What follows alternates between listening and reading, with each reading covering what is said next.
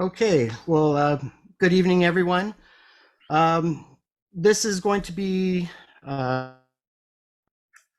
needing to do for quite some time. My name is Jason Cline, and with me we have, I'll let you guys all introduce yourselves. So why don't we start with you, Tom? Tom Bateman, longtime Robotech Macross fan, dating back to '84 at least. Been there, done that, and looking for more. So. And Tom, what do you do now for within Macross or Robotech? Anything official or? Oh, just a fan. Dabble a little bit. So have a little page called Robotech Visions, which is just kind of a different vision of Robotech. Try to do something that is fun, original, and at least kind of give fans like a Robotech that they would actually be interested in seeing, and trying to explore like maybe some untold stories. And I think it's been moderately successful, but it kind of keeps the creative juices flowing, and Robotech is still an exciting thing for me, but also a big Macross fan, and always excited to see like where Macross is going. It's a weird thing is that the two things are intertwined even though they're separate, and I've always been able to look at both and see I think that when one is successful, that creates opportunities for the other, and so I'm just excited to see where things go. Yep, exactly. And I guess on this screen to my right would be Bryan. So Bryan, go ahead and introduce yourself. What's up? My name is Bryan, but most of the world knows me as Lancer. Huge fan of Robotech from the beginning, and then once I found out about Macross, became a Macross fan as well. I co-host a podcast with my friends called Robotech World, where we just talk about Robotech like crazy. But I have no hate towards Macross, and I'm the eternal optimist of the group. So, and yes, also you are. And I identify with the character Lancer, as in that I'm also a musician, without minus the cross-dressing part. But I always wanted to be a fighter pilot since I was a kid, but that fortunately did not pan out. But hey, in RPGs, I am a great fighter pilot. And my friends will all attest to that. Hey Bryan, Awesome. I got a question. Yes, why sir. did you choose that handle, Lancer? Why did you choose it? Yeah. He's a musician. I'm a musician. I got my degree in music. So, and I've performed with Jason's group Booby Trap. So that was fun. Oh man, that was pure that fun. goes That is back. taking it back to the day. Yeah, early 2000s. That was some good stuff there. That was fun. And of course, my favorite picture of all time that I got here, which is really, really cool. I'll share this with you guys because it is classic. There's Lancer. Oh, there he is. There's the man, the myth, the legend, Michael Bradley, aka Lancer himself, with me, Lancer. So it's Lancer and Lancer. So Lancer squared. That's one of my favorite picks right there. So Awesome. So yep, that's me. So thanks for having me, guys. All right. Awesome. I'm glad you could be here too. All right, so let's go down the line. Either one of you, go ahead, take a crack at it. Introduce yourself. Sure. I'm Ted Gorospe. I've been a Macross fan, Robotech fan, going all the way back to 1984. First time I saw Robotech was Robotech Defender model. I bought a Zoltec before, and then my first encounter with Macross was a Comico comic, issue #1, where I ended up buying the comic, then ordered the video. And Harmony Gold originally released it as Super Dimensional Fortress Macross. So I had the first 3 episodes. I still have the old VHS sitting in the house. So, so 84 was a start for both. And I never knew that eventually they would be intertwined into one property. And originally as Robotech, and then I found out Macross and Robotech were so vastly different, like everybody else did, and Southern Cross and Mospeada. But originally, I kind of looked at Robotech is just like an English adaptation of Macross, but Macross 2 opened it more for me. And of course, Do You Remember Love? Macross 7 really blew the doors open. But I love both franchises equally. You know, I always saw Robotech as having a lot of potential, and Macross has fulfilled a lot of its potential. It still has a lot more potential as is, but, you know, I don't really see them as intertwined anymore, you know, as really two separate things that just happen to share 36 episodes that look the same, but they're not totally different stories. Yeah, exactly. Exactly. Mhm. Awesome. Well, the By the best- way, I love your background. That's a great It background. makes it look Yeah. like you're on the bridge. Yep. Mhm. All right, go ahead, Marcelo. All right, so Marcelo here, a big fan of Macross and Robotech. Obviously, for many in the U.S., Robotech really was kind of what opened the door for Macross. Going back to '86, because New York took a little bit longer to get it from California, I think. So it was syndicated there. Robotech, so Macross, Southern Cross, New Generation. But it's kind of funny because I don't remember how I found out. Maybe we talked about it in school that, you know, somebody had heard it's really 3 different series. So I kind of always knew going into it that it was 3 different series that were put together. I was like, not so bad.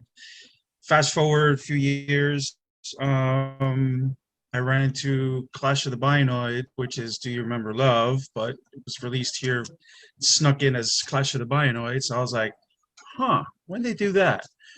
And then after a while, you know, you just get, I got into comic book collecting, and comic book stores at that time used to fan subs, see Macross 7, Macross 2, and it's like overload. And I think it was at a comic book convention, we got a fan sub of, or not a fan sub of, an official release of Sentinels, which I hadn't seen.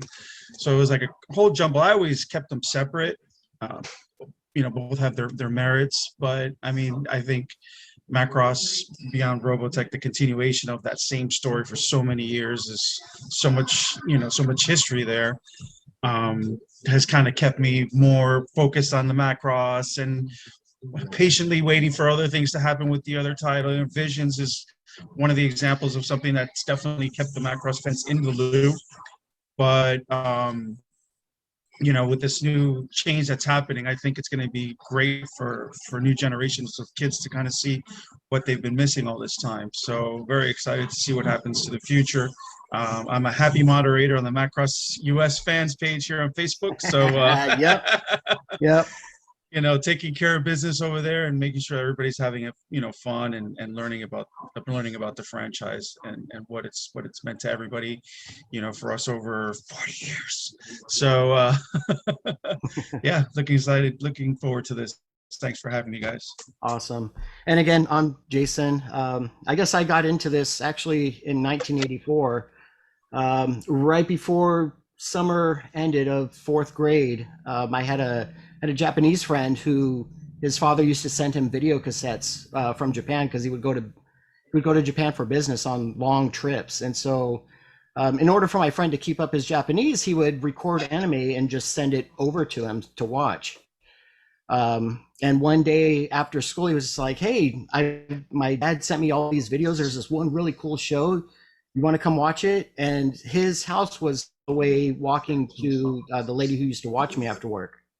So we walked over to his house and he put in this videotape, and it was the first episode of Macross. And I had no idea what they were saying, and he was trying to do the best translating he could.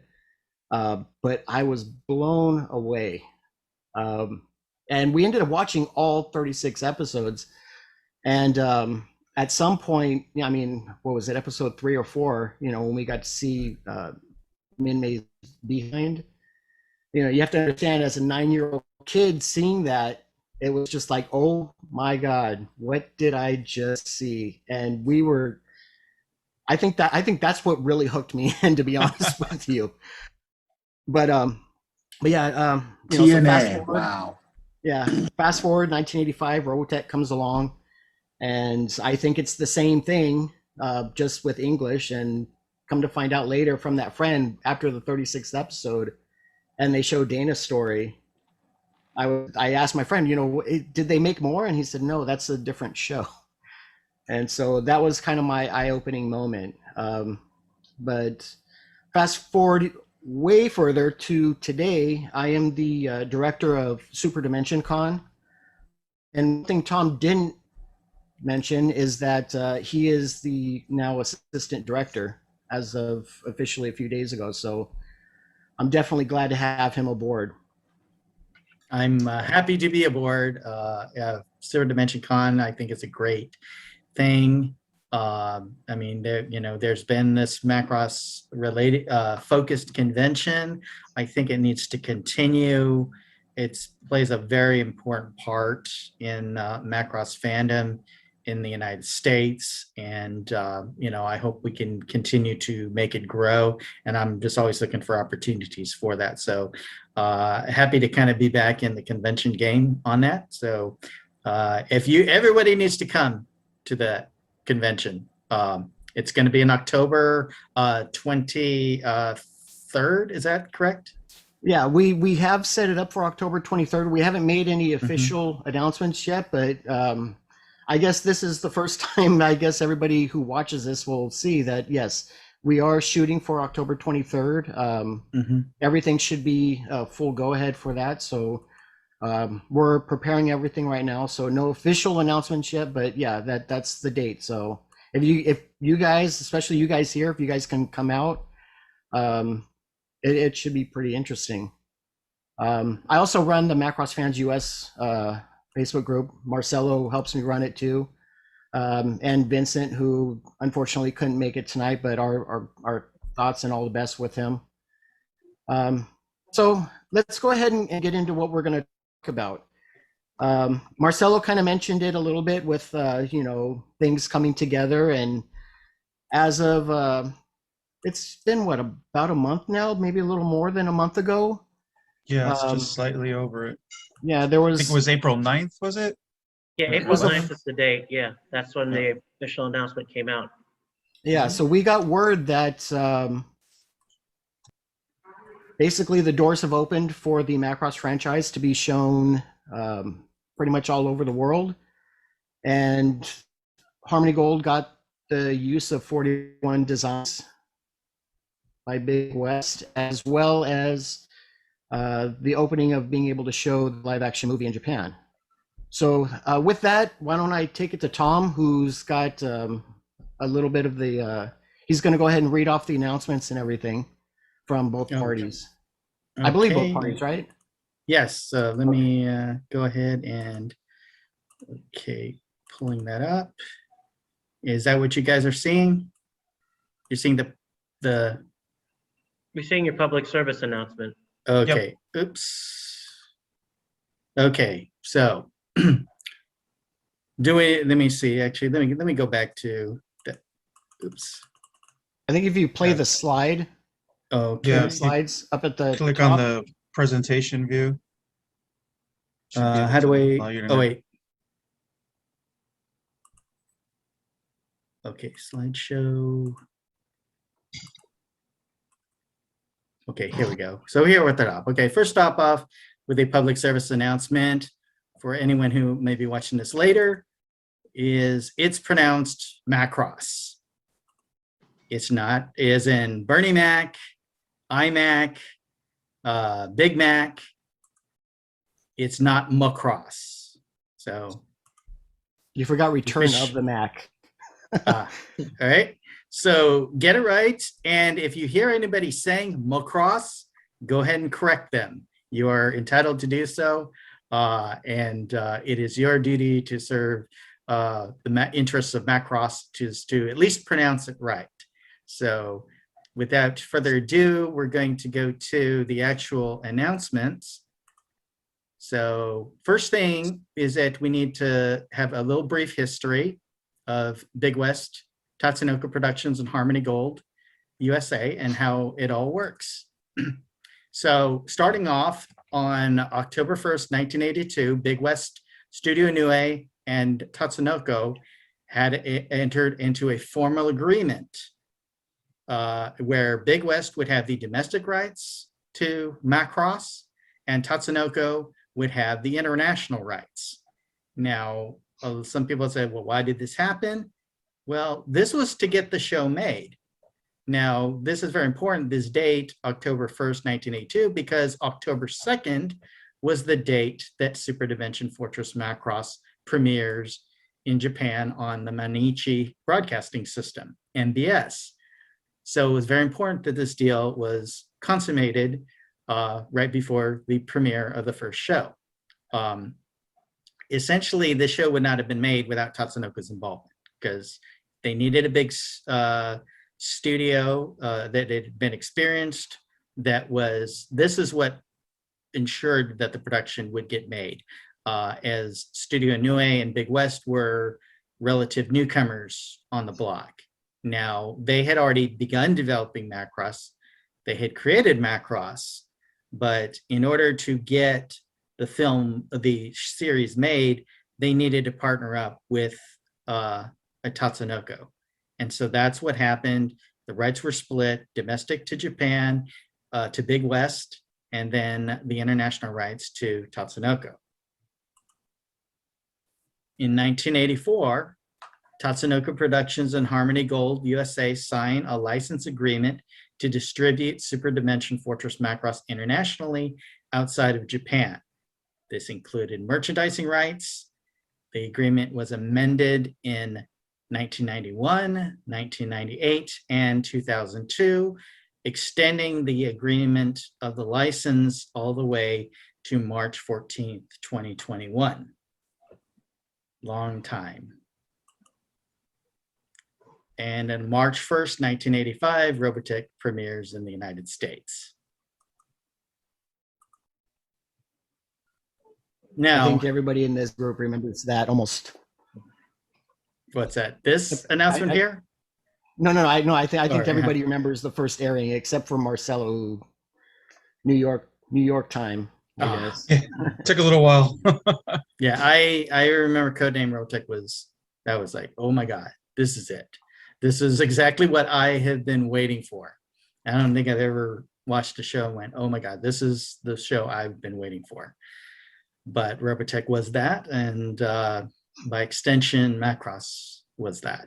Because I really attached to Macross real quickly, because the first film that I saw outside, the first anime that I saw outside of watching Robotech was Megazone 2-3. And then the second anime I saw outside of Robotech was Do You Remember Love? And I was blown away, because that movie was just like, holy crap, this movie just kicks ass. And still to this day, I watched it the other day, and it still holds up incredibly well. But we're going back to about the agreements. July 5th, 2019, this was at Anime Expo, the last Anime Expo that we've had, and Harmony Gold announces that they have extended their agreement with Tatsunoko Productions for an unspecified term. And that's it. They haven't said anything more until April 9th, 2021. BIGWEST Studio Nue and Harmony Gold announce an expansive agreement for the future of Robotech and Macross Worldwide. And that is the title of the press release. So what does this mean? Well, let's look at the announcement. This is the exact announcement. So April 9, 2021, Tokyo, Japan. Landmark agreement between the anime companies will allow immediate international distribution of most Macross television sequels and films while affirming Harmony Gold's rights to the Robotech franchise. Both companies will cooperate on the international distribution of future Macross and Robotech projects post-2021. Tokyo-based BIGWEST Company Limited and Los Angeles-based Harmony Gold USA announced an agreement regarding the worldwide rights for the legendary Macross and Robotech franchises. This expansive agreement signed by both companies on March 1st, 2021 ends 2 decades of disagreements and will allow BIGWEST and Harmony Gold to chart a new path that will unlock the great potential of both the Macross and Robotech franchises worldwide. The landmark agreement immediately permits worldwide distribution of most of the Macross films and television sequels worldwide, and also confirms that BIGWEST will not oppose the Japanese release of an anticipated upcoming live-action Robotech film. The agreement also recognizes Harmony Gold's long-standing exclusive license with Tatsunoko for the use of the 41 Macross characters and mecha in the Robotech television series and related merchandise throughout the world, excluding Japan. Moving forward, both parties will cooperate on distribution regarding future Macross and Robotech projects for the benefit of both franchises. That is it, word for word. This is what was posted on BIGWEST's website. So this is their official, the official announcement. I actually don't think it was posted on the Robotech website. This was It is on the strictly Robotech BIGWEST. website. It No, is? It was on the Robotech. Yes, if you go to Robotech website, okay. you'll see it. On robotech.com, there's a picture of Macross, and you'll see a Macross Frontier picture next to it. It says, if you click on it, you know, their website needs to actually look more modernized. It looks pretty old, but, you know, Steve, Another meeting. Steve, you need to update the website. It looks bad, but yeah, you click on it, the press release is in there, exact word for word. Okay. So both sides put out this statement. So what Harmony Gold said. Harmony Gold USA Chairman Frank Agrama. I will not do my Frank Agrama impersonation. Frank Agrama is a lovely man. I met him. Jason, I think you might have met him once. Yes. I don't know if you went to a party at one house. He went through like great parties, like in the summer, and it was awesome. But Frank is a really nice guy. He and I got on really well during my time at Harmony Gold.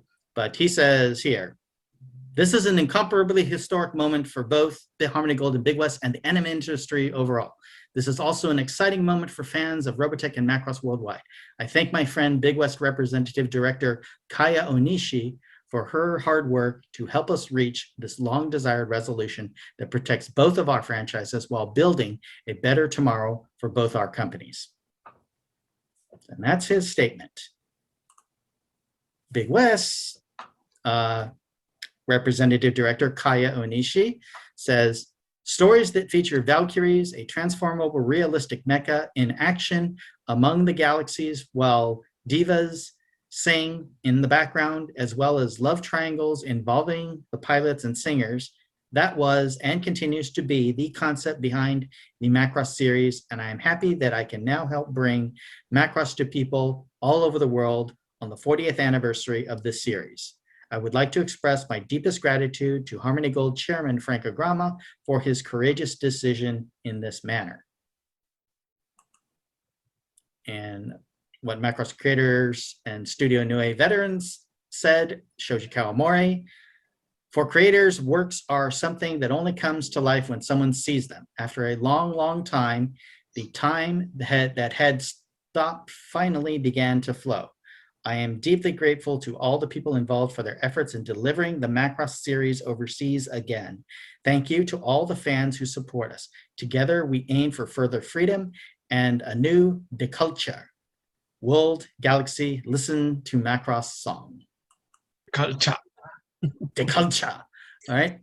Haruhiko Mikimoto, character designer of Macross, legendary character designer. The Super Dimension Fortress Macross series, which gave me a strong boost to enter the world where I am working now, is one of my irreplaceable works. I am very pleased to hear that everyone overseas can fully view it. Thank you for your support. So, at this same time, Twitter, they started an official Macross BIGWEST Twitter account that you can follow. And they actually have opened their YouTube channel to the outside of Japan, to the United States. If you look on their YouTube page, they have, 100, 200 some odd videos, but only a few of them, a very, very select few of them are open to the United States audience. So when they open up that video for the US audience, they are hoping you'll watch it. So be sure to go to that website and check them out, like, share, subscribe, and do all those things. So that is it in a nutshell right there. Those were the announcements. Let's talk. Let's discuss. Well, Yeah, Macross Flashback 2012 is the first international release since Macross Plus, which is released on the YouTube channel exclusive to everybody outside of Japan. If you live in Japan, you can't see Flashback 2012, which I thought was interesting. So a couple of my Japanese friends who at the company that I work at said, we can't see it. And then wow. actually I heard that it confirmed by Gwen, because I asked Gwen Campbell, the thing is, he mentioned it too, and he also mentioned it in his podcast that it wasn't viewable from Japan. So they made that only viewable outside of Japan, Flashback 2012, for what they said will be a limited amount of time. So so that's the first international release of a Macross product, and they kind of did that pretty quickly because they wanted to show that they do have that freedom. And at the same time, by releasing it, they showed that they're not really tied to Harmony Gold, because Harmony Gold is not even a part of that release, or we didn't even have to get distribution HG for that. And it was the easiest release because it's just music videos. There's nothing to dub, nothing to subtitle, so it was a no-brainer for BIGWEST. Yeah, That's interesting. I didn't know that. I did not know that it was not viewable in Japan. That is actually really surprising. Yep. It Exactly. was not. If you VPN, which if you know how to VPN, if you VPN like using a Tokyo server and you go to the channel, you will notice Flashback 2012 is not on their listing, but all those other videos are. Yeah. Very cool. Very cool. Yeah. So Tom, go ahead and close the screen, because I kind of want to get everybody's reaction of how you felt when you first read these, this news. What did you guys think? So for me, it was the first words that came out of my mouth was, finally. I mean, it's just so many years of the same old conversation and the same back and forth, and one fan this, another fan thinks that, and it just, at some points it was toxic. So me being, kind of like in the middle of their, both franchises have their merits. Both franchises are awesome. They all have nostalgic value and then some. To be able to finally open the door for not just getting those fan subs or ordering stuff from Japan, for everything to be kind of out in the open, I think for me was an initial reaction was, finally, this is real. It's going to happen, and it's going to benefit both franchises at the end of the day. Whether it's one or the other remains to be seen. I pick my favorite, but either way, it's going to be a win-win for both companies, both franchises, and call and listening to us. They're going to benefit as well. So anything new coming from Japan, we'll be able to see, maybe premiered with Japan, and anything, that releases over, will have its opportunity to shine as well. My reaction was wasn't total surprise, because back in March, in the European Union, they put an end to the appeal. Both companies did. They had filed an end, so knew something must have been going on. And I had posted that on some of the Robotech pages and a couple of Macross pages regarding the legal thing that was going on in the union, where Harmony Gold lost majority of the original ruling, so most of it was HG being on the appeal in the EU. And the only thing that BIGWEST was appealing was the merchandising clause, where everything that was DVD or toy still had to have Harmony Gold, but they got everything else they wanted in the original ruling out of the European Union. And then when they put out that in the EU that there was going to be a pause to the case, that was the first time I realized that that these companies are actually talking to end this thing, because there's no reason for BIGWEST to really end the appeal, because they won most of what they wanted out of that.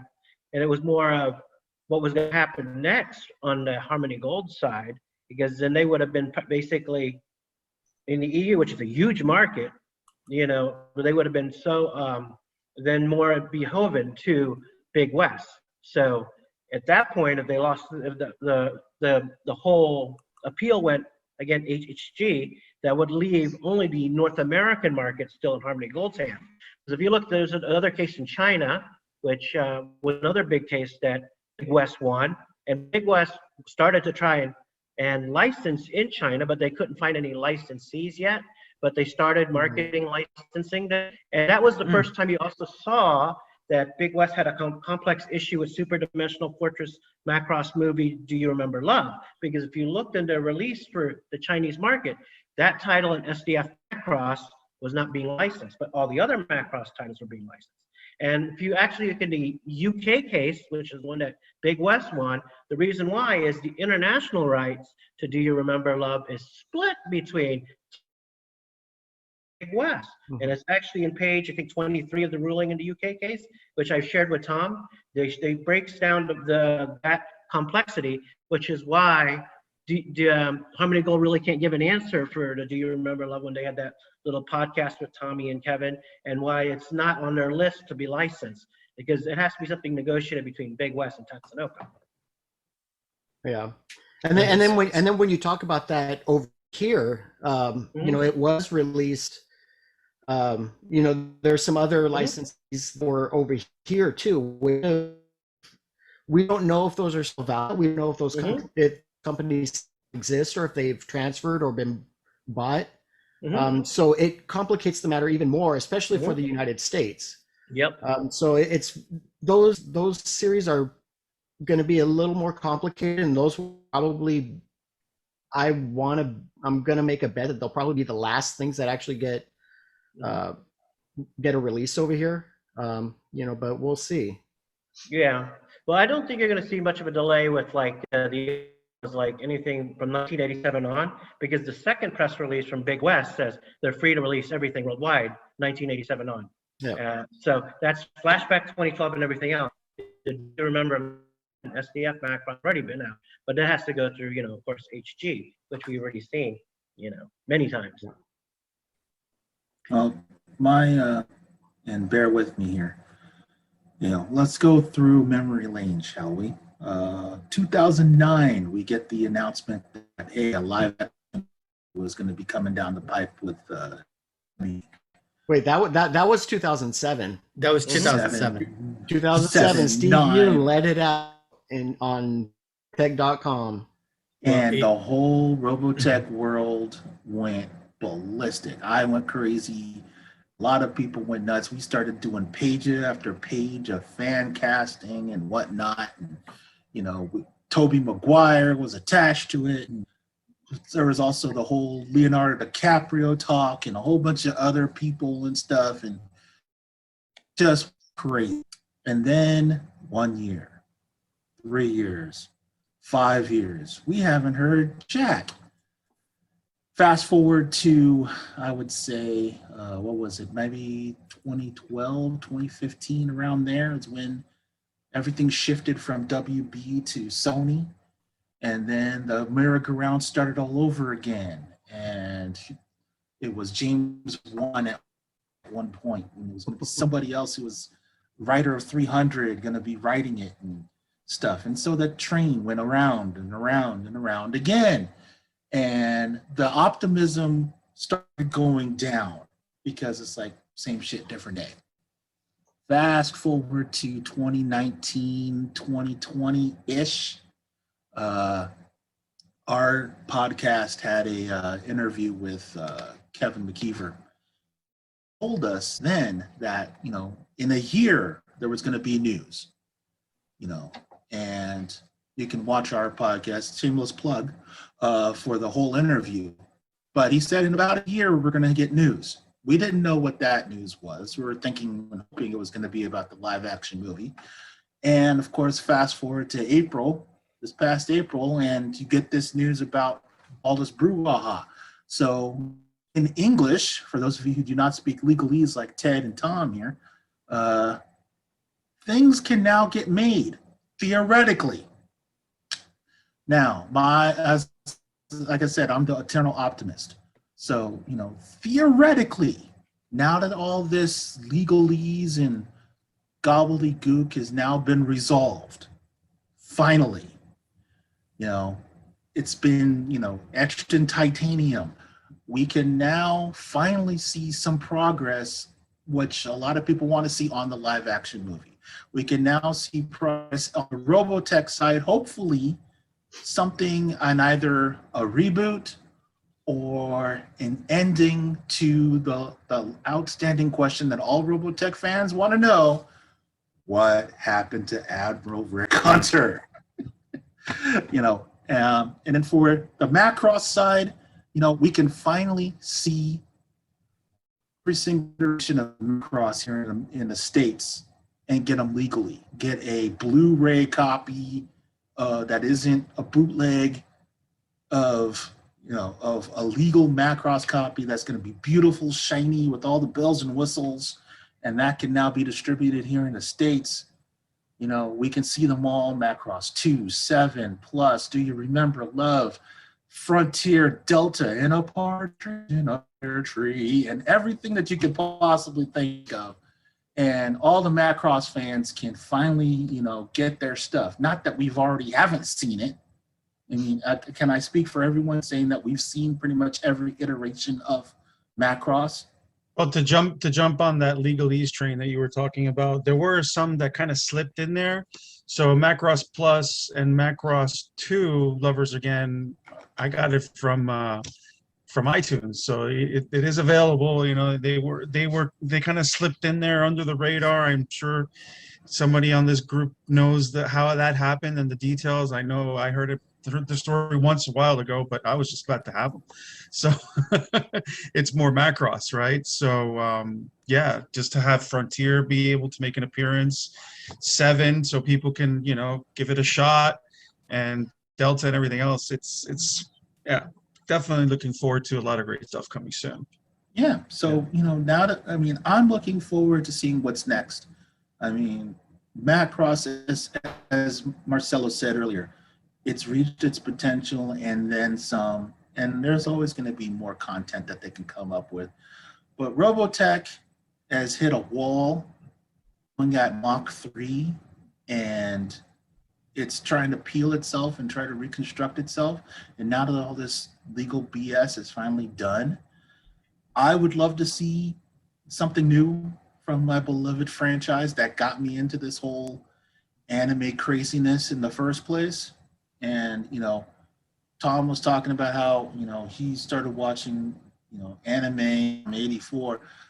I remember before I even knew it was anime, I was watching Star Blazers. So that was my favorite ship for the longest, the Yamato. And then I started watching Nausicaa when it first came out on HBO, and I didn't know that was anime until much later in life. So anime has been in my life for God knows how long. So I'm ready to see now my favorite franchise, Robotech, take its next step finally. And whether that's a reboot or a movie, a live action movie, I just want to see a damn new show. He-Man had its reboot, Thundercats had its reboot, She-Ra had a bloody reboot, Voltron had a goddamn reboot, and that kicked ass. Where's Robotech? And now that this stuff is done, I want my Robotech. Don't get me started on a rant, because I'll be here for the next 10 minutes. So I'm done. Mic drop. All right, go. Well, the last, I think, roadblock or barrier to a live action Robotech movie being made has been removed. So, I always, that was something that always stuck out to me when, back when they announced that there would be a Robotech or that there was the live action movie rights were with Warner Brothers. This was back in 2007. The first thing that I thought was, well, what about Japan? Like, at some point, that's going to be an issue, because there was still, when I left Harmony Gold, that was an issue that was still existed, that, Big West had the Japanese rights to Macross, and any movie that would be made, it's like, okay, well, are you automatically writing off the Japanese market? Because that, at the time, it was the second largest movie market. I think it's been surpassed by China, but I think we just lost Tom. Uh-oh. Can you not hear His me? internet connection probably just went. No, can you see me at all? All right. Well, hopefully we don't lose him, because I think it stopped recording. Is it recording? Oh, it's still. Okay, can you see me? Oops. Yeah, it's still recording. You guys have all frozen. Huh. Hit record, Tom. There Yeah, it it goes. says the recordings again. Can you guys hear me? Yeah. Yep. Yeah. Yes. Okay. You cut out. I have no idea what happened there. Start So from the top. last thing we heard was you were still in Harmony Gold, and it was still an issue, the international rights with movie Yeah. making in Japan. Yeah. The last thing was that Japan was the second largest market. That was the where Okay. you left. Okay, so Japan at the time was the second largest market. I think it's been surpassed by China, Mhm. but it's still a very important market. You just don't write off.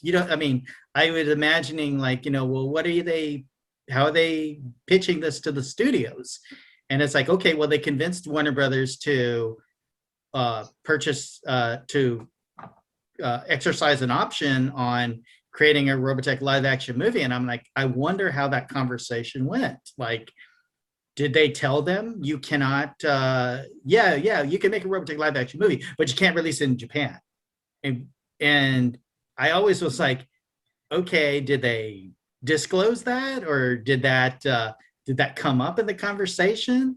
Because I know someone would have done their due diligence and said, well, can we release it in Japan?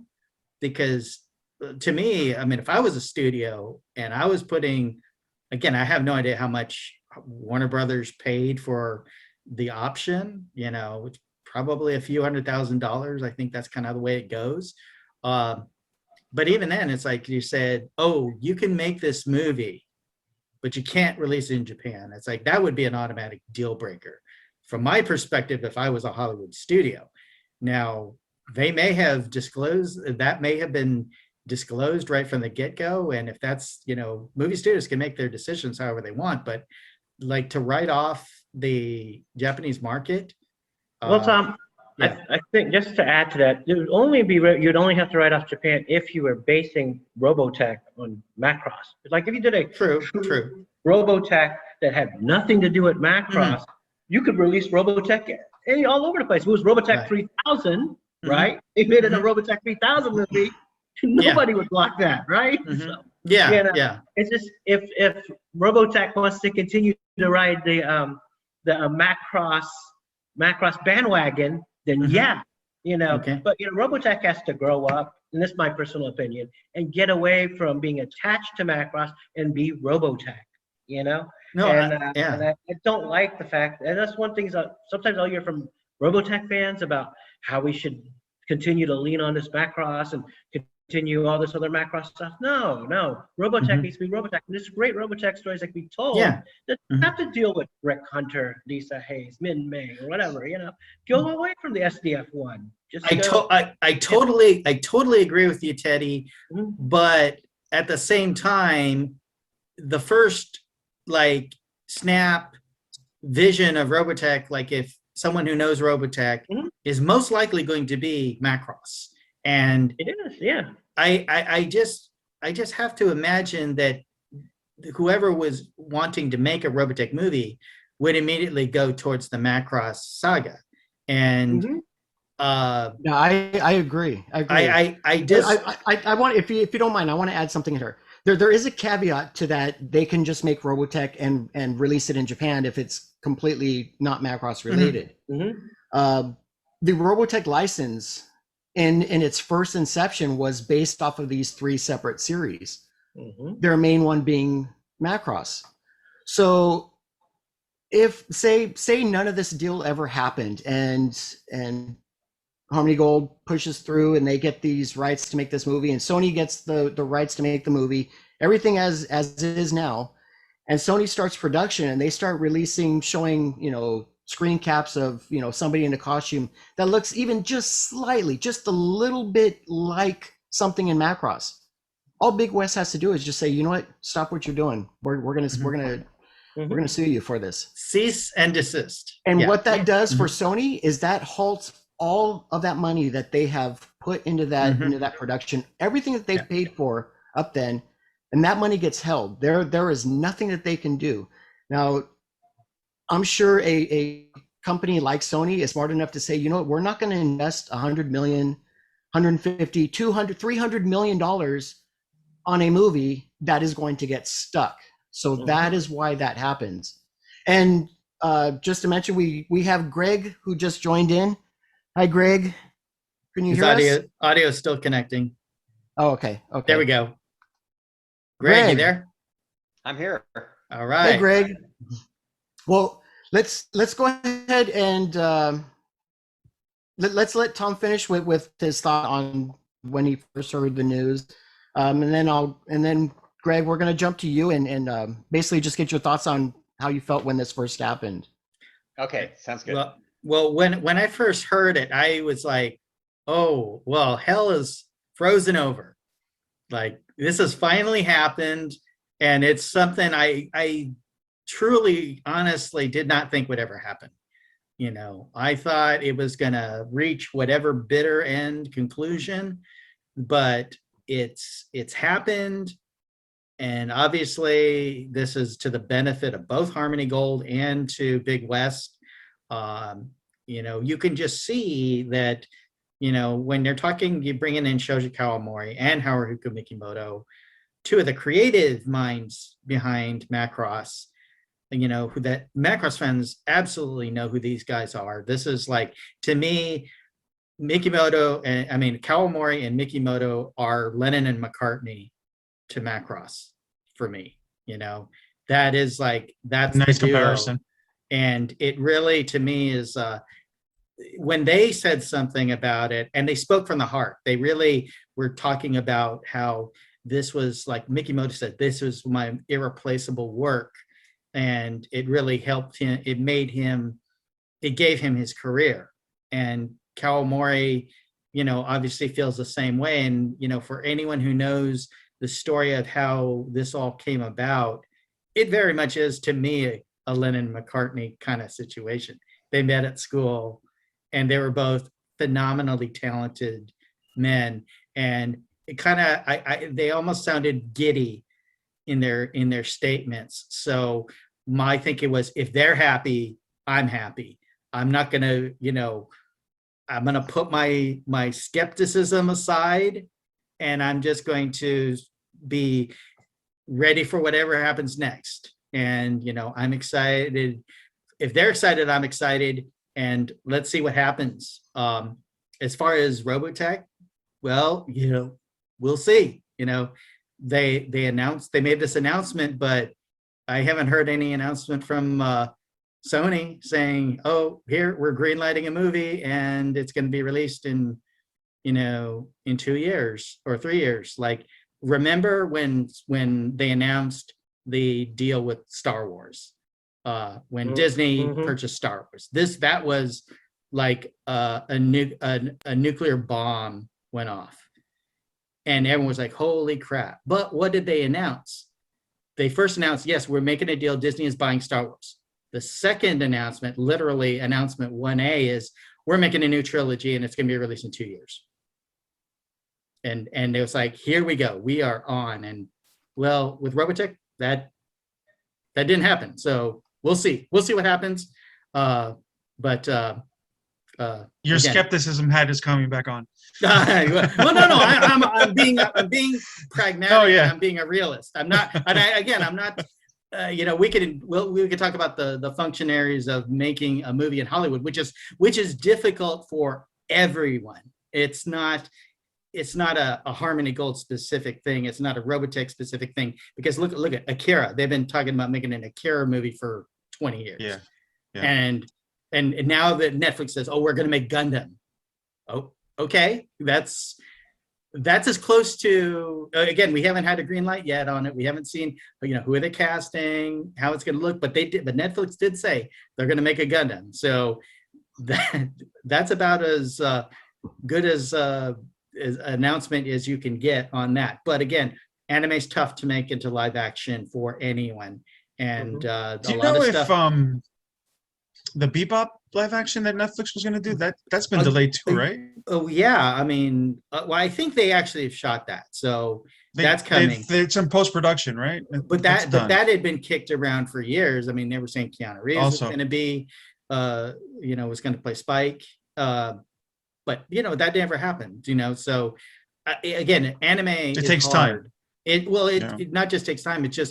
It's a hard sell, I think, because I think it's already looked at kind of as a niche thing. It's not people don't look at anime and say, okay, here's our next major motion picture franchise. I think they might look at it as, oh, well, this is kind of a little boutique, thing that appeals to a narrow audience. Case it's not in a point. so yeah. Case in point, look at Mortal Kombat. Yeah. How long did it take for that franchise to finally get one right? Did they? Yeah. No, Did they? Hey, the most recent one was pretty good. I don't care what anyone says. Mhm. That was pretty good. That was pretty fun. Well, I think just to sum up what my own thoughts were, it's like, to me, it's like, okay, this is a brand new day now. It's like everything is dated from April 9th, 2021. It's a day to move forward for both Macross and for Robotech. So that's where I'm at. Clock started then. Yeah, you're right. Yeah.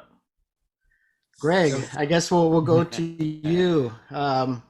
I've talked with you several times at Q-Pop, and we've discussed this on a number of occasions, but go ahead and share your thoughts here. Thank you. Yeah, this is definitely was a monumental thing, and it was also surreal because I think in the history of localization and Japanese IPs, this is probably one of the strangest and longest sagas that ever existed. And to try to explain it to someone on the outside is pretty hard because it was such an unusual situation. That being said, this is great news. I really agree with Tom that it kind of resets everything, and it puts to rest some static, I think, that was kind of a problem, within the fandom, because this was always something that we had to think about when we talked about it. Oh, there's a new Macross series coming out, and how's everyone going to see it? And it's nice that now, whatever challenges are ahead, we're going to be dealing with kind of a different set of rules here, or different parameters and different challenges. And so I think it's wide open. I think the most significant thing is that from the business perspective, now Macross is not, decisions in the Macross franchise don't have to be made only for the Japanese market. Mm-hmm. They're going to be made for the worldwide market. And so that will change, I think, how maybe things are produced. It'll change what kind of merchandise we see. And I think it's nothing but healthy for the franchise. I totally agree with you there, Greg. Mm-hmm. Okay, well, I guess my turn. You know what? The day I saw this on Facebook, my mind kind of set into two different parts. The first part, I honestly didn't feel anything. It was like, oh, this is interesting news, but I didn't really feel anything. And maybe that's just because so much time has gone by and these franchises are so different, that I didn't really, this was just something that I've already been collecting a lot of this Macross stuff. I've been in the toys online. I've been able to buy Blu-rays online. And now, as of your box set, DVDs to box set, which had both movies in it, there were subtitles on. So to me, it was, oh, okay, that's great. We'll see what happens. but as the day went, and I was at work when I heard this too, so I'm trying to process all this paperwork and trying to answer these phone calls and still trying to juggle that in between all of that. But as I started thinking further on through the day, I was like, wait a second. What does this mean for Calamari? What does this mean for Mikimoto? What does this mean for Satellite? What does this mean for BIGWEST? What does this mean for all of these people? And the more I started thinking on this broader view of things, the more excited I got, because it kind of opened the door for them, and even for Robotech. I'll be honest, I've been kind of bitter at Harmony Gold for this whole thing for a long time. Not bitter to where I hate them, or any of that stuff. I've that series kind of anchored me in as an anime fan. Like I said, I saw Macross first, and then in 1985, Robotech kind of anchored it in. So I have mad respect for both of them. So to start thinking about what this does for both franchises, it really started getting me excited again to see what Robotech has to offer. I know based on I know there was a Twitch kind of cast where Tommy and Kevin were talking about what they think Sony is going to do with the live action movie. And they did mention that they don't think that Sony is going to use any of those original designs at all. And I think that's a good thing. I think the main reason why they needed those 41 designs was specifically so that there is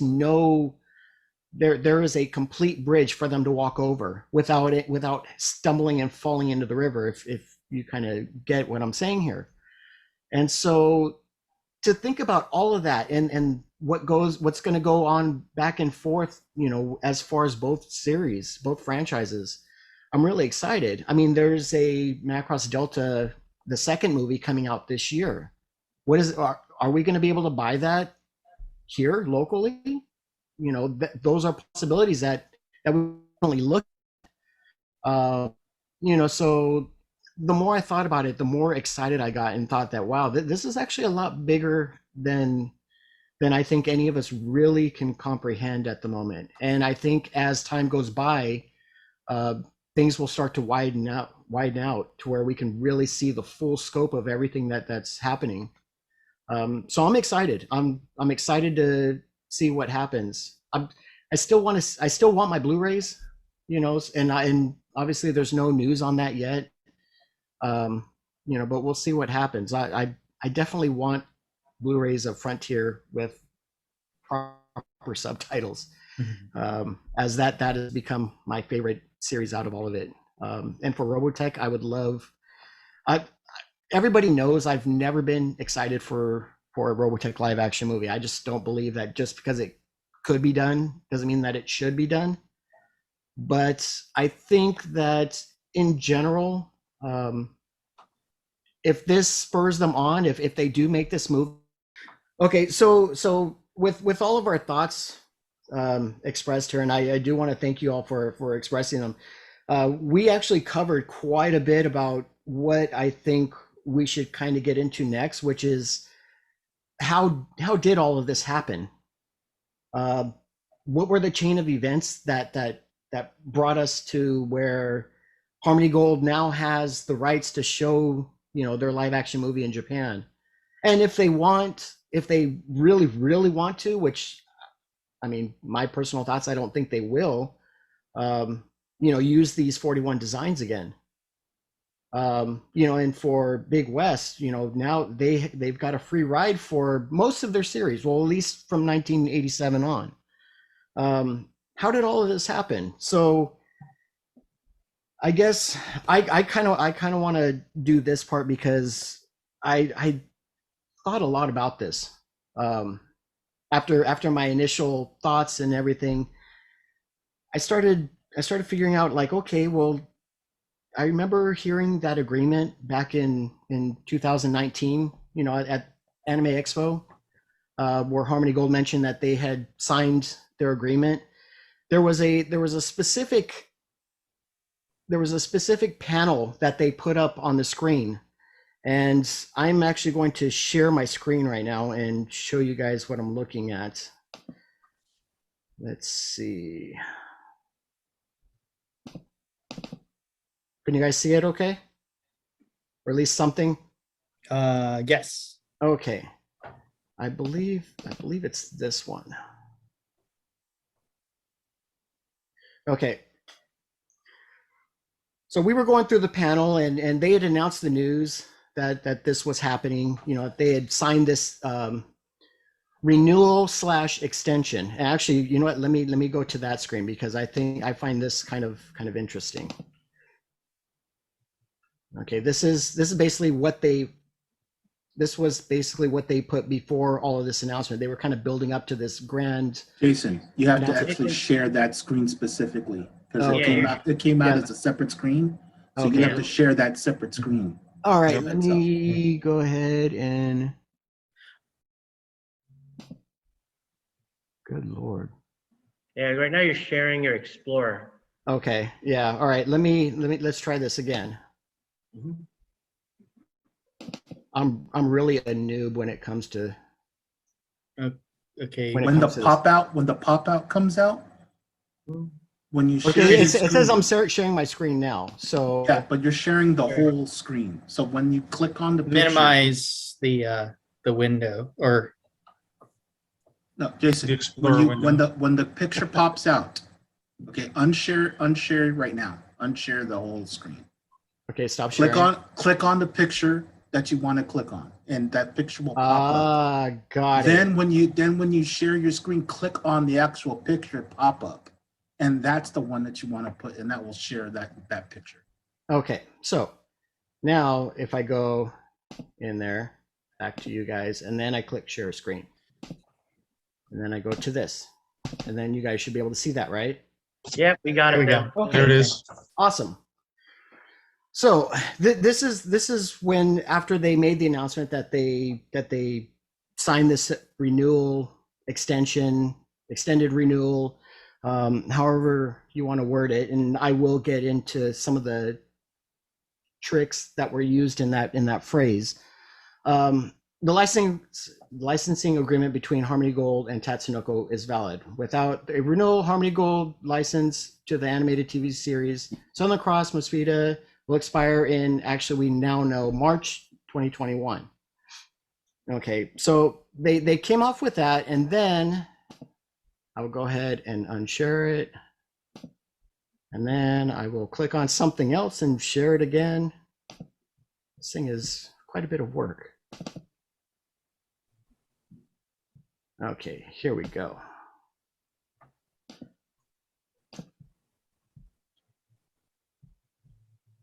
Share screen again. Oh, I just shared that one. well, That's right, Tom. can't you just click next, like no, the next arrow? no, because they're just JPEGs that I copied. He screen captured them. Yeah, I basically just screen captured them because it was too much work to try and put all this stuff together. Okay, hold on, I will get it up. There. That sounded funny.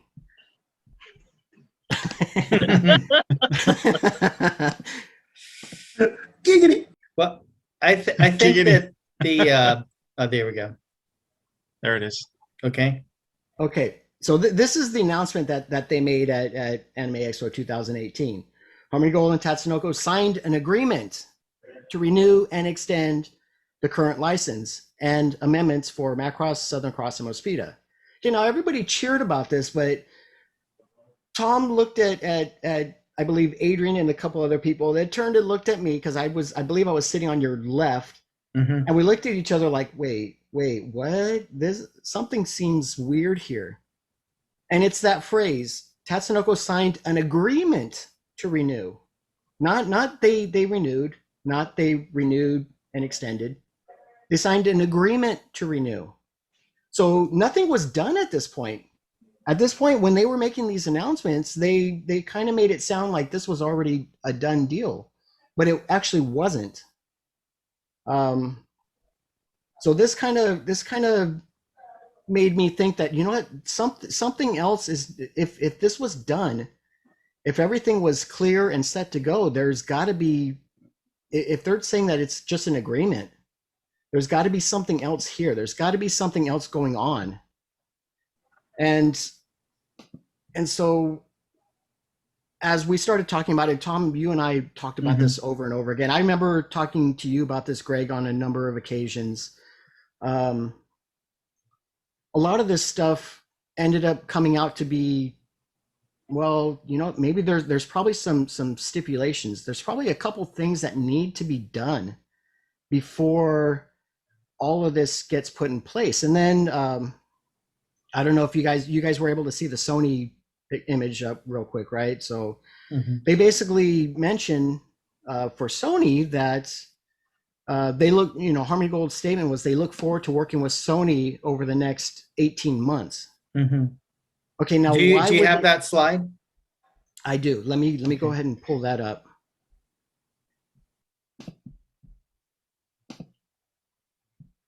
Let me see if I can find it here.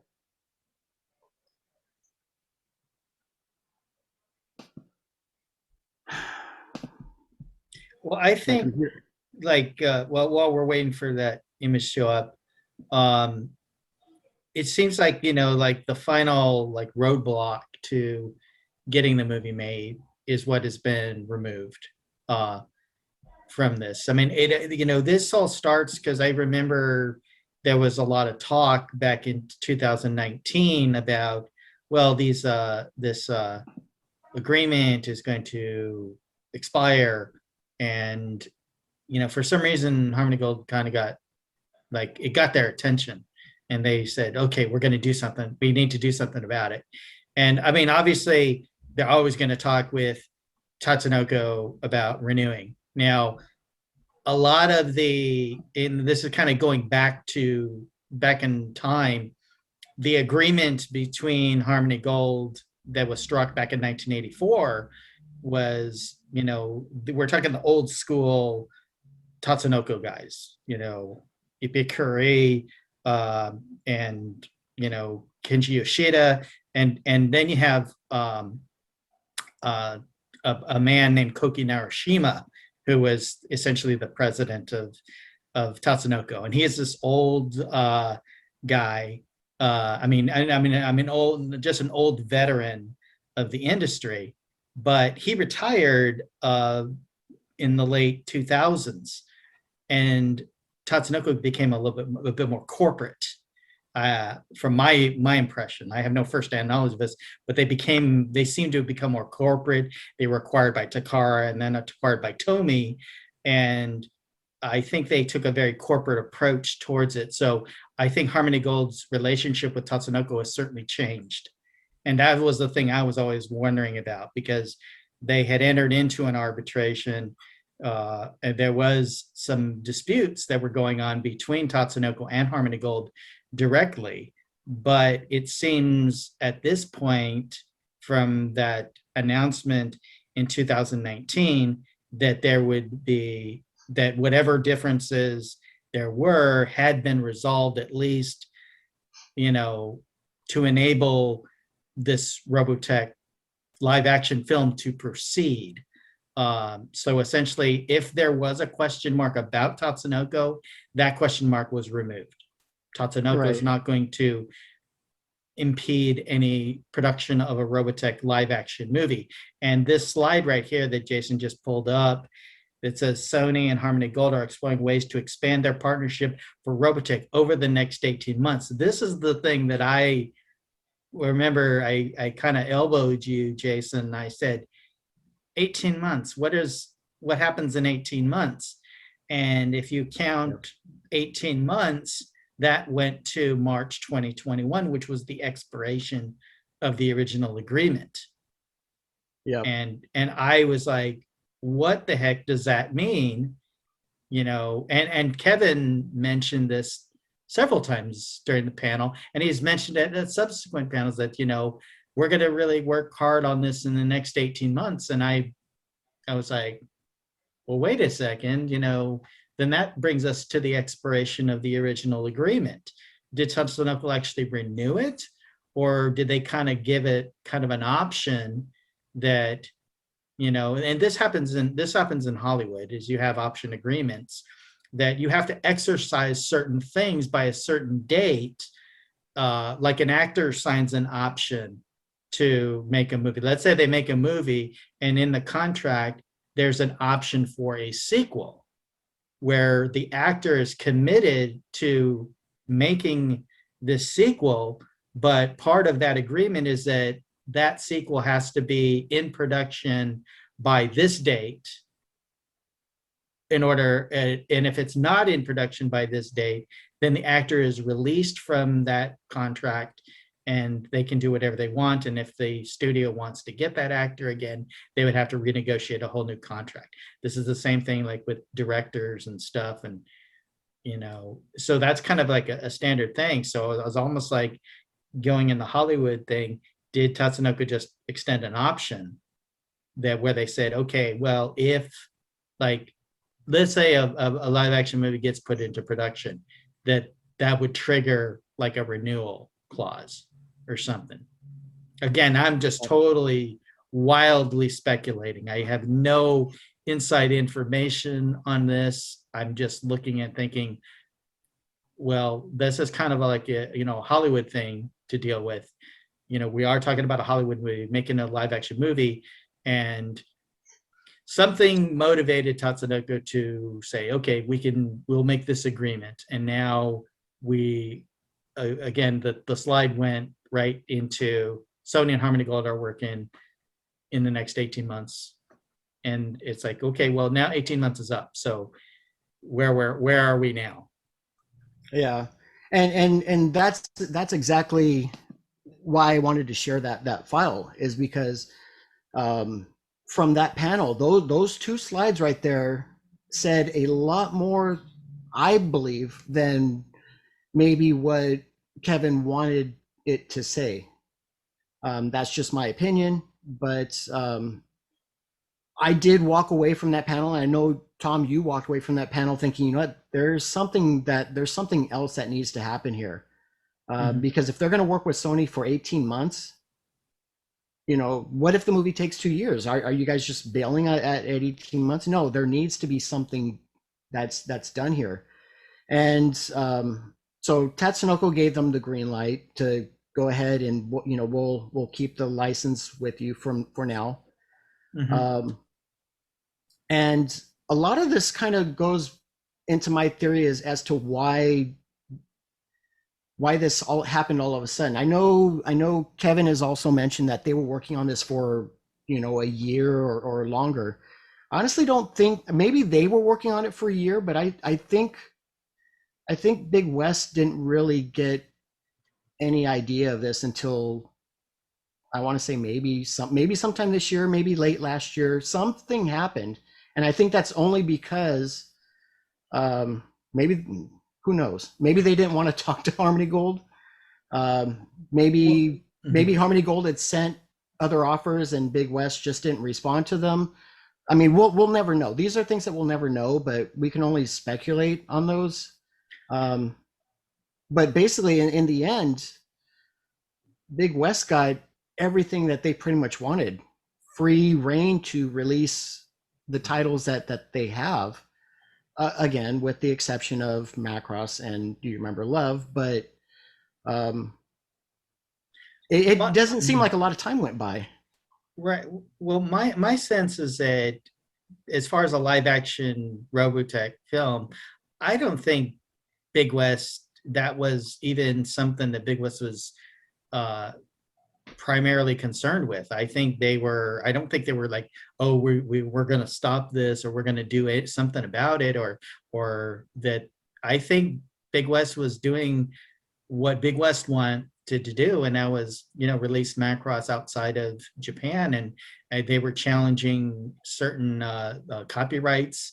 I think, Ted, you can weigh in on that. It was almost like, this was a parallel track, whereas the movie is kind of like out of sight, out of mind for BIGWEST. It wasn't, something they really had anything to do with. It's like, okay, Harmony Gold has an agreement first with Warner Brothers and now Sony. That they might make a Robotech movie, and it's kind of, I guess they'll deal with it when it happens. If it affects them, it affects them. But I think they were operating on their own. And I mean, I don't know. What do you think, Ted?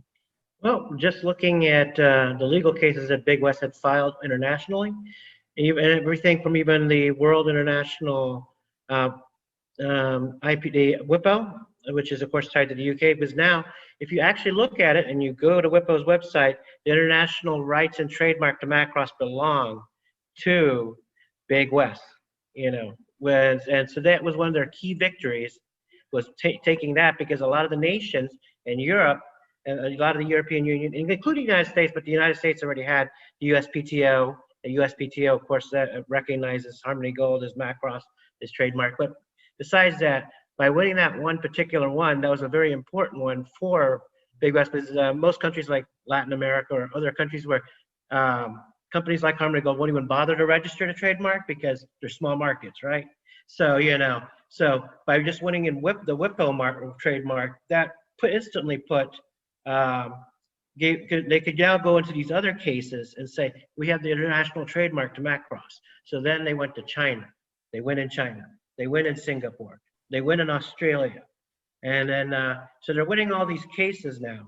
And in every single one of them, what they're looking to do, when you look at their court filing, is enforce the Supreme Court ruling in Japan regarding the rights regarding Macross and regarding Tatsunoko and Big West. So that's what they, you know, had nothing to do about stopping a movie or anything like that. It was all about, this is the rights that the Japanese Supreme Court says they recognize. And this is our rights internationally per this decision, which means the only rights that Tatsunoko has is SDF Macross to distribute internationally, not Macross Delta, not Macross Frontier, not Macross 7, none of the other Macross. So Harmony Gold, of course, is exceeding what Tatsunoko was awarded in the Japanese Supreme Court case by blocking and continuing to say, you know, these others can't come out without us being somehow involved, right? As maybe a distributor or whatever. So they're battling all the way through. And the basic thing that Big West is saying is, how can Harmony Gold claim they have more rights than the company they get their rights from? Which is basically common sense. If I sold you a car, Jason, would you have the rights to all the cars in my lot? No. So that's kind of like the mentality the Big West lawyers had. We're going into each case, like saying, you know, this is what the Japanese Supreme Court said Tatsunoko owns. These guys at Harmony Gold are saying they own more than what Tatsunoko has to sell them. So that makes no sense. So that, of course, Harmony Gold plays a delaying tactic. Each case takes about 2 to 3 years to decide. So eventually they got to the EU. And of course, like I had mentioned, in March, Harmony Gold was down to their last appeal. And then they decided to call it off. And in fact, Kevin and Tommy mentioned that they came to an agreement in March, right? The same date that's in the EU where they stopped the appeal. So I guess by then, Harmony Gold decided we're going to give everything that the Big West wants, which is recognition of the Supreme Court ruling internationally. Because if you look at what Big West is now putting in their press release, 1987 onwards, the whole world of Macross, it's basically what they already want. And it's just all they've gotten to is Harmony Gold to finally recognize what has been theirs for a long, long time, which Tatsunoko was no longer fighting. They gave up that. They never appealed that anymore because they were done. You know, only Harmony Gold continued to fight a case that even the people they buy the rights from were no longer fighting. Why? You know, Tom, you might know more about why Harmony Gold would choose to continue to fight a losing war, but they did, and they extended it for a much longer time. Well, yeah, I mean, I think that, you know, that was a very curious thing to watch, is that, you know, Big West kind of went on this campaign, you know, in one market, they would challenge them and they would go to another market. And slowly, you know, the walls of the empire are starting to fall. And we were getting to a point where it's like, oh, wow, because they were raising these issues, and Big West wasn't, they weren't playing around. Mhm. They were making some serious arguments about, again, as you had put it, that these are our rights. We have created these shows, and you say you have the rights to SDF Macross, you can't extrapolate that to mean you now have the rights to everything, or Mhm. or that you have to be involved in it, because Harmony Gold is not necessarily was claiming ownership of, so you Mhm. can't claim I own that property, but it's almost Mhm. like I have the right to own it, or Mhm. you have to go through me in order for you to release your Macross. You must go through me, Harmony Gold. That now Harmony Gold is basically saying, you know what, Big West, you're right. You can do whatever you want Mhm. with Macross outside of SDF Macross, which essentially is everything 1987 onward. And, so that's kind of, where that's at. And I'm thinking, why did Harmony Gold drop its appeal on that final appeal? It's like, well, one, it looked like if it followed form with all the other decisions, they were going to lose the appeal. Mhm. And then, so it's like, well, why don't we get something out of this right now? If we drop our objection, then thus it ends the dispute, give Big West what it wants, as long as Mhm. Big West says, we're not going to oppose your movie. Mhm. Because I'm thinking that if, at least Harmony Gold got something out of the agreement, out of Mhm. this cessation of hostilities, is that at least Harmony Gold got the possible threat. Like, to me, it's kind of like the Macross thing, or Big West always kind of had a sword of Damocles hanging over over Harmony Gold, like, we'll sue to stop you from making your movie. I don't know if that was true. I think that was always a threat that was there, because to me, the movie rights, going back to 2007 when they announced it, was always but Japan. Okay, you have the movie rights, you can make a movie, but what about Japan? And I think that was always the question mark. And now that question mark has been removed. And that's a big question mark. Now Harmony Gold can go to Sony and say, hey, we have removed all possible roadblocks to a live action movie. Please make our live action movie. Well, it And seems like you said, Tom, it Mhm. seems like Harmony Gold has done, basically gave Big West what they wanted in lieu of getting this film, done. It seems like it's all the movie or bust. That every time I've watched Kevin and talk about this, and Tommy, it just comes down to, we really have no other Robotech in the pipeline, but it's movie or bust. At least that's the way they played it off in their Twitch thing. It's like, really? That's your whole strategy? Movie or bust? That to me is a very weak strategy, but all your hey, eggs in one maybe, basket. Yeah. Yeah, If all I- eggs in one basket. Yes. If I could interject, Ted and Tom, if I can address the elephant in the room, this, I think honestly, this comes down to two things. The first one is the obvious, money. Let's not get it twisted. All right, let's not get it twisted. Robotech in America is Robotech. Macross in Japan is Macross. Robotech doesn't even exist. It's there, but it's the redheaded stepchild. And then you go vice versa. Americans know Robotech, but most Americans don't know Macross. So, and most lay fans, Ted. Anime fans, of course, we know, but most lay fans know Robotech, not Macross. And then vice versa in Japan. And now that, like you said, Tom, the sword of Damocles has been removed with the, all this licensing brouhaha. Let's face it, Robotech could not be what it wants to be without all of this stuff being dangled and all of this stuff being resolved. And let's face it, also, let's look at it from Sony's POV. Sony wants a new franchise. Sony's biggest franchise to date is Spider-Man. And now that they got their stuff together with Marvel already taken care of, they need another franchise. And theoretically, Robotech could be that franchise if they do it right. Well, And they just greenlighted Masters of the Universe for a movie. there you go. Everyone wants the next $1 billion movie or the next $1 billion franchise. Yeah. Now, can Robotech be that? I don't know. I have no So, idea.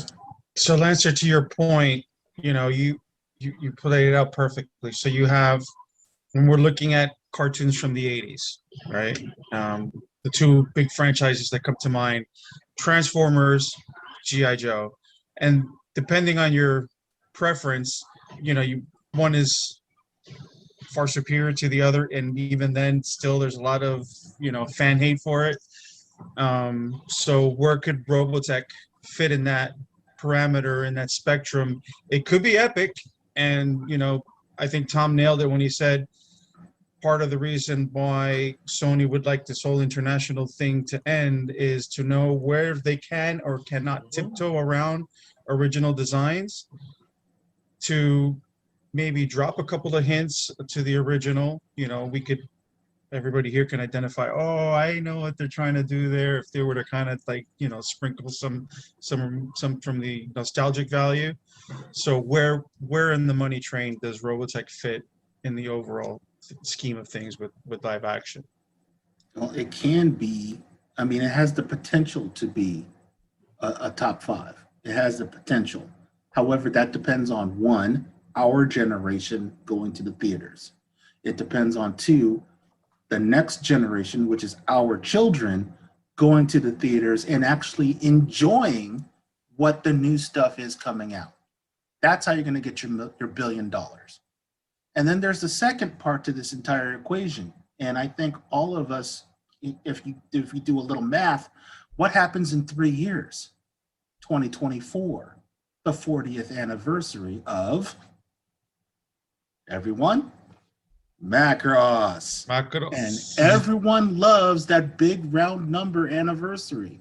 So if a live action movie of Robotech comes out in either 1980 or 2024 or 2025 to commemorate the 40th anniversary of Robotech, if it comes out in either of those 2 years, that's huge. That's big money, because then Japan will say, hey, look, that looks like Macross. Hey, that's the SDF1. Let's go to the theaters. Cha-ching. Well, if they do come out with it in 2024, they'll be there for the 40th of Do You Remember Love? Mm-hmm. Yeah. SDF Macross was 1982, which is basically right around the corner.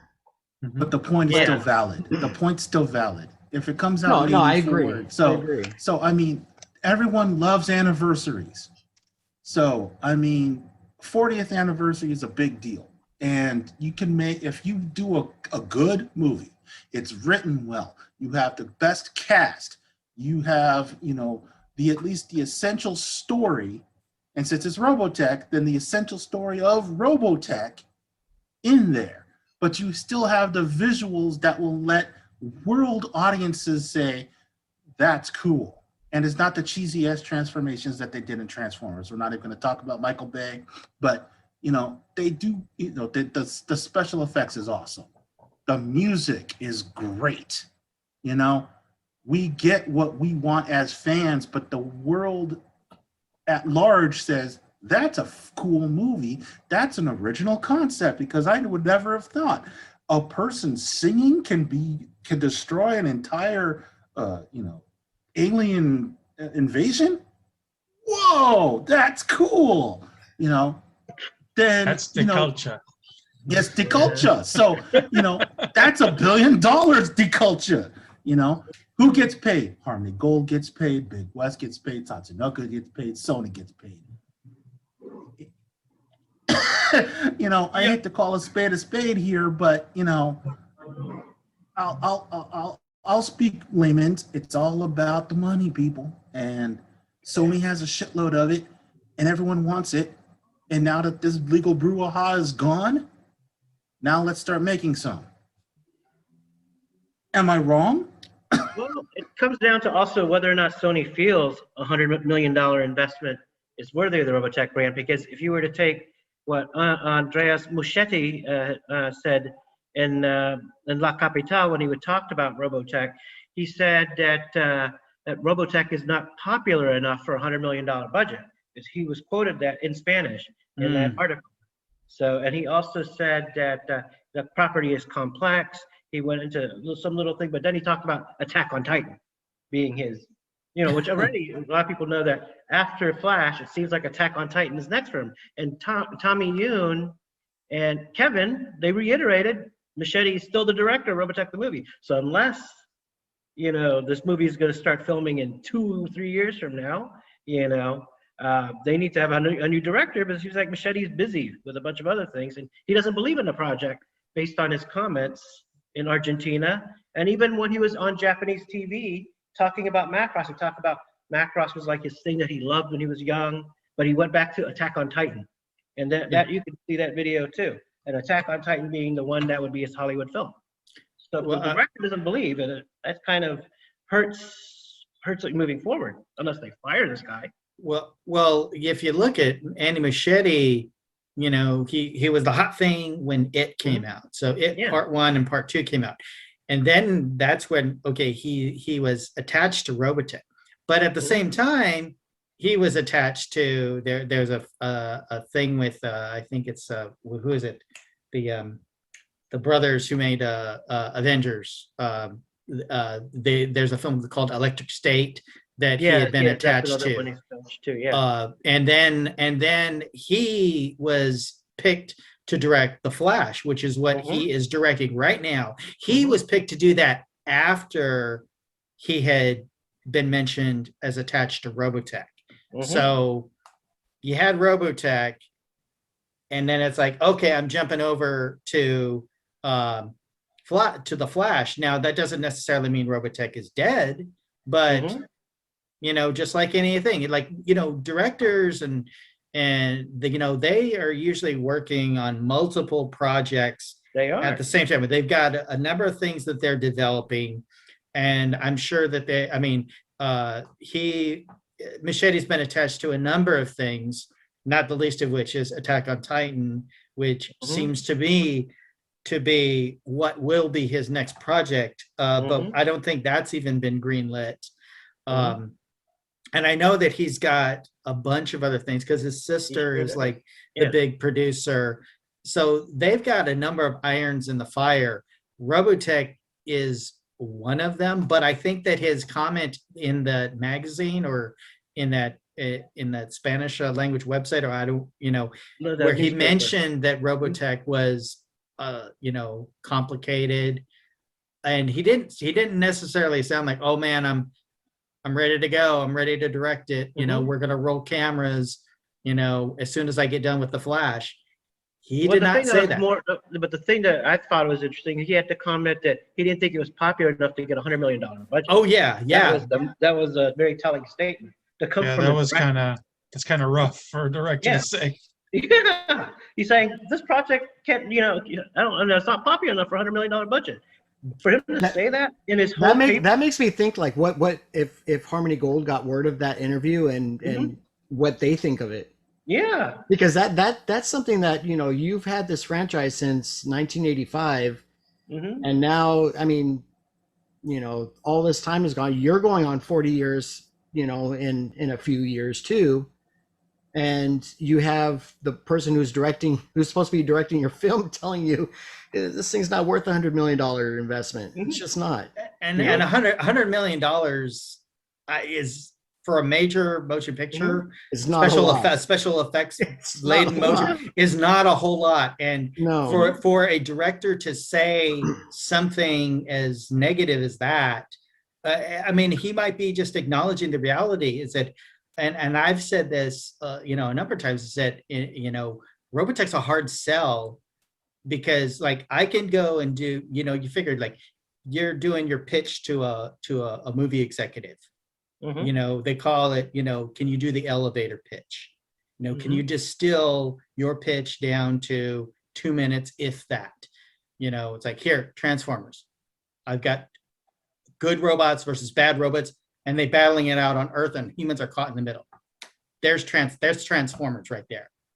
And we can sell lots of toys. Yeah, we can sell a lot of toys. Attack on Titan. I've got homicidal giants, mindless homicidal giants are trying to kill the human race. There's Attack on Titan. Pitch me Robotech. You know, it goes back, yeah. It's probably what it's biting him in the, biting him in the back of the head is the fact that when Robotech originally became a reality in the U.S. was because 36 episodes was not enough, right?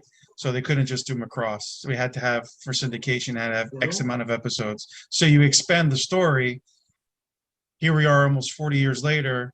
Gonna be kind of hard to swallow in 1 or 2 movies, right? All those generations and episodes and storyline, right? Well, this is the thing that always, like, whenever I talk with Robotech fans, and we talk about a live action movie, and almost literally without fail, they'll say, "Oh, well, you need to do a trilogy," and I'm like, "Okay, stop right there.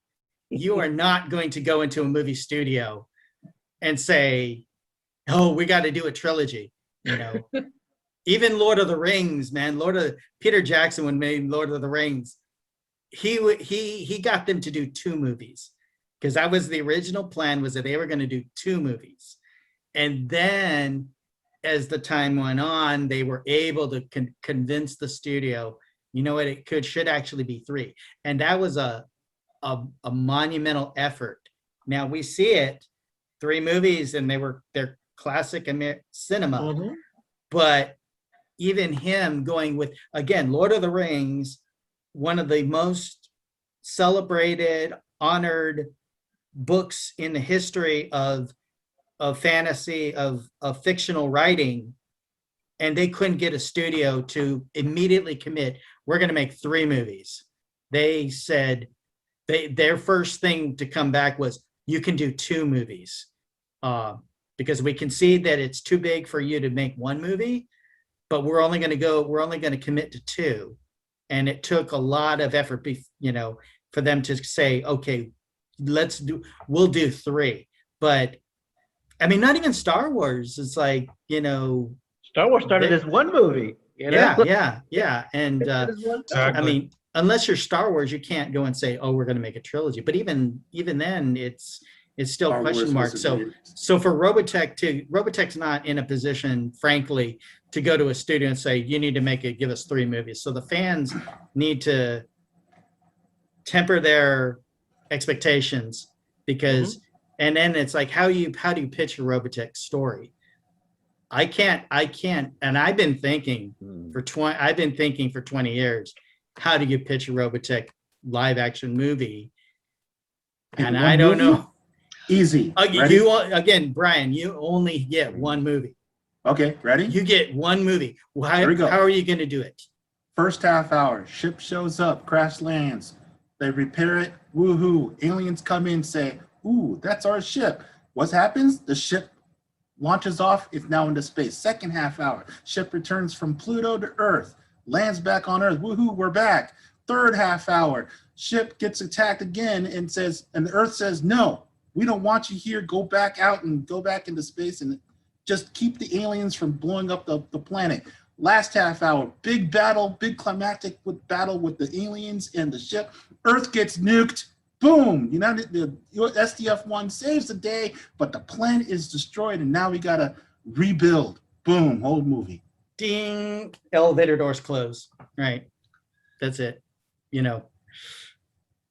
don't know. It's like, it's a tough sell. I'd have to I have to resell it, but for $100 million, look at Transformers with a $150 million budget, then look at Transformers 2 when it had a $250 million budget. Yeah, but the directors believed in the project. But my point is, has not said the same.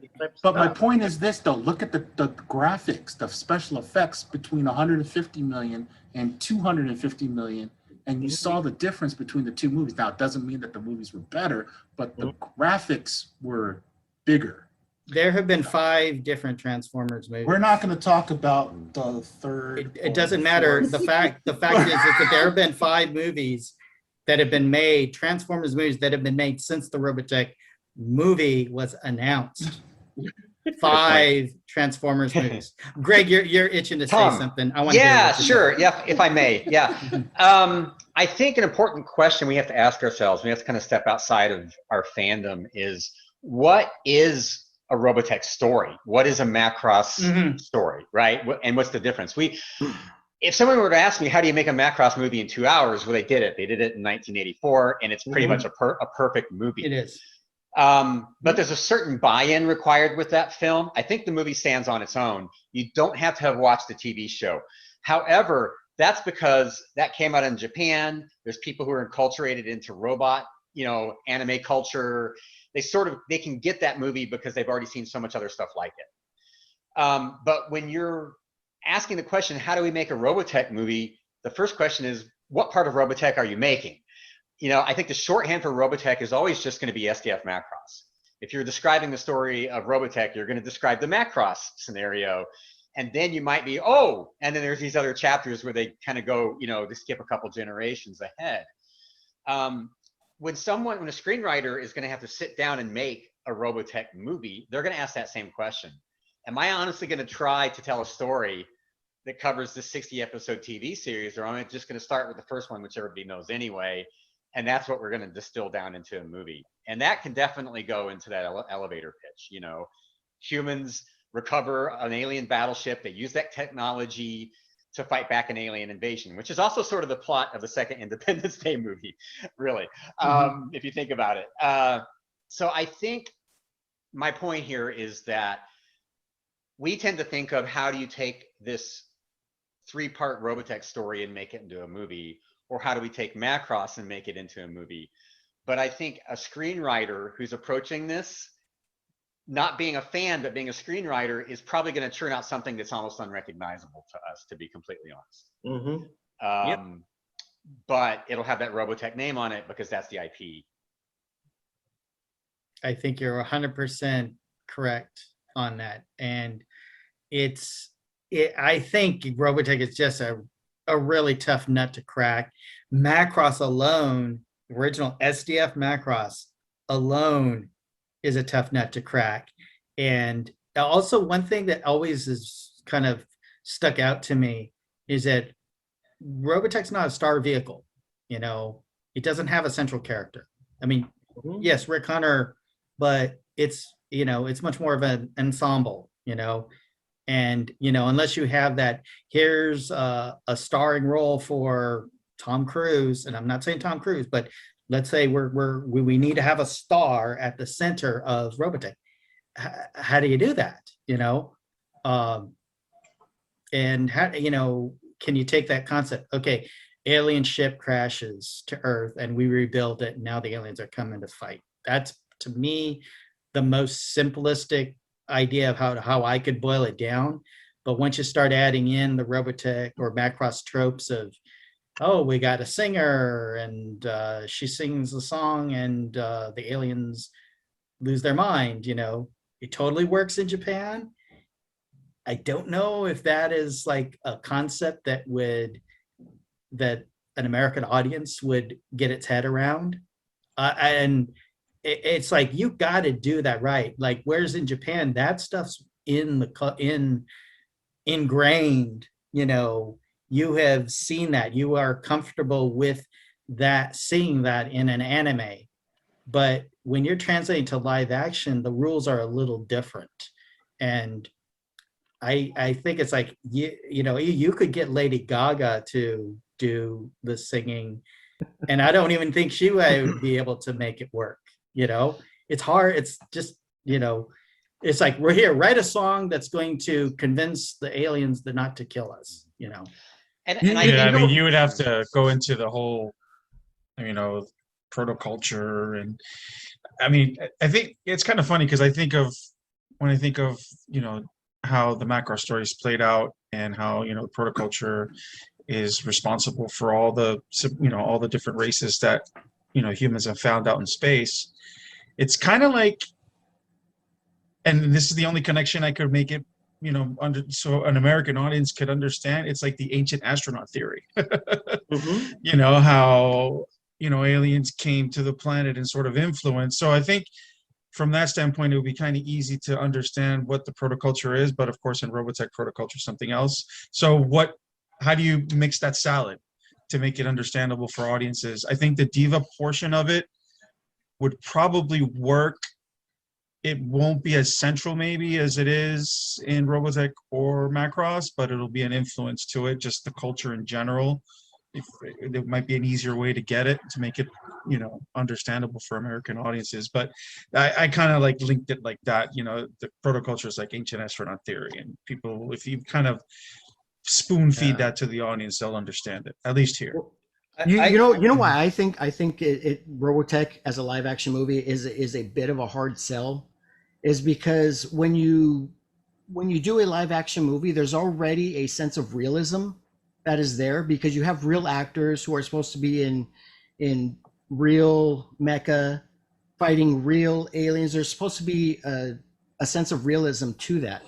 Whereas with anime, and the reason why I Do You Remember Love is so easy for us to accept is because it's an anime. These aren't real actors, so there's a lot more that your brain kind of automatically goes into, okay, I know this is not real. I'm not watching real actors do all of this stuff. So when you try and translate anime into live action, I think there's that sense of well, how do I cross this bridge and make it somewhat realistic to where people can buy in that they're actually seeing this without it seeming almost too, I guess for lack of a better word, cartoony. And I think that's what makes Robotech a little bit harder, and that might be why they've gone through so many writers too. There's also, I'm sorry, Greg, go Greg. Also, animation is a very dense medium. So it allows it allows you to condense a lot more ideas into a shorter amount of time. And that Macross, 84 film is like super rich and super dense. And when you move to live action, everything is going to be at kind of a slower pace, the way you unpack it. And so I feel like a Robotech film, if they decide, okay, we're going to do SDF Macross, I think a lot of the things that we like that flavor it are just going to be stripped away, because there's just not time to make that work in the film. And I really think that maybe the music, the whole idol Min-Mei saving the human race thing, would be one of the first things that maybe they would not consider making a part of the film. So much of what inspired that we know comes from Showa Japan, right? When that came out in the early 80s, it was all about idol culture. And there's so many call outs to that in the TV show, to Matsuda Seiko and Akira Nakamori. And, we get all that. We know that. And that's what was driving the passion of those creators. And so that's kind of shorthand. Like, you don't have to explain that in Macross, but it's I think we sort of talked about this earlier. You have to spend so much time in the film making that a part of the film that I feel like that would be one of the first things to go. And the focus would really be on the robots and the transformations and the space war and those things, I think. And Greg, you hit it right on that, to piggyback on what you're saying. I compare this to probably, and this is arguably, the best franchise that's out right now, and that's the MCU. When Iron Man came out in 2008, if Iron Man sucked, we would not have Endgame 22 films later. They had to get Iron Man right. And to what Tom was saying, you had to get a star that knocked it out of the park. And you had to get a writer, director, and a producer that believed in it to the point where they could make Robert Downey Jr. believe that he's Tony Stark and that's Iron Man. And to what you just said, Greg, you hit the nail right on the head. Because the MCU worked because they earned what they did. The reason why, Jason, what you were saying with Do You Remember Love, the reason why that worked was because it was earned through Macross in Japan. How are you going to earn Robotech? You got to do it by what Americans know. Giant spaceships, we know that from Star Trek and Star Wars. Great looking mecha. We learned that from Star Wars, Top Gun, insert military movie here. And a great war, a great battle. Insert movie. That's what Americans know. Explosions, mecha, aka airplanes, and giant spaceships that do some really cool shit. And if you revolve the first movie, I'm just saying the initial movie, and make the SDF-1 and the Valkyries your star, and you put an ensemble cast around that. But the big sell is giant transforming robots, a big fracking ship that can blow up everything on the screen, and other giant ships that look like it can butt smurf anybody on the screen. That's what's going to hook Americans, because that's what we know. That's how you start to earn what you want to do, theoretically, 7 movies down the road. And that is, to what Tom was saying, that's how you earn a franchise. You got to hook it with what Americans know. And those are the 3 things that Americans know. So if I'm a screenwriter, that has to be my star. You know, the SDF-1 has got to be my star. That first Skull One picture, we got to see that Jolly Roger, and we've got to say, oh dear God, that's beautiful. You know, we got to see that plane do a hard banking turn, the legs drop down for the first time, going into Guardian mode, or Gur Walk, whatever, how they're going to call it. And we'll just say, oh dear God, that's beautiful. And then when it finally goes to battle, it grabs that, you know, that gun pod and just starts blasting battle pods. We're just going to sit there and be 10-year-old kids again going, you know, that's what's going to earn Americans, hey, I like this. It's giant robots. Because when, you know, to piggyback also, when Star Wars came out, it was not episode 4. It was just Star Wars, crawl. And what was the first thing that you saw on screen? Stars, a planet, an explosion, a giant fracking big ass spaceship. And what happened? 40 years later, insert how many movies, how many fracking television shows and lightsabers. I got one over there. I mean, Jar Jar Binks, can't forget Jar Jar Binks. Oh yeah, Jar Jar. hell, I'm you made believing Jar this. Jar Yeah, Binks a Jar Jar. fracking fan. So, I mean, so you got to give the Americans what they know, Greg. And that's how you make a franchise, Tom. You got to give us what we know. And it's explosions, war, and really cool mecha. So, you know, that's what's going to do it. So. Yeah, one thing you mentioned is like, okay, 22 MCU movies have been made since Robotech live action movie was announced. Oh, another thing, Dave Benioff and D.B. Weiss, the guys who created Game of Thrones, they hadn't even read the Game of Thrones books at the time that Robotech live action movie was announced in 2007. You're really hating over there, aren't you? No. I'm just saying what I'm pointing out is that it's been 14 years and they still haven't cracked the nut. It's like, good luck. You know, I think your pitch, you should be in a pitch meeting, because when hearing how you are describing it, I've as cynical as I am, I kind of felt myself a little, I'm kind of going with this. And, you know, but again, it's like, you know, we're at tail end Charlie here. That this deal with Sony has been at for 7 years. And before that, it was 7 years at Warner Brothers. So, well, you also got to remember. I mean, is this the fourth quarter? Are we in sudden death right now? You also got to remember, Game of Thrones was easy. The very first episode of Game of Thrones, what did it have? You had zombies, you had TNA, and you had a bunch of blood and guts in the very first episode.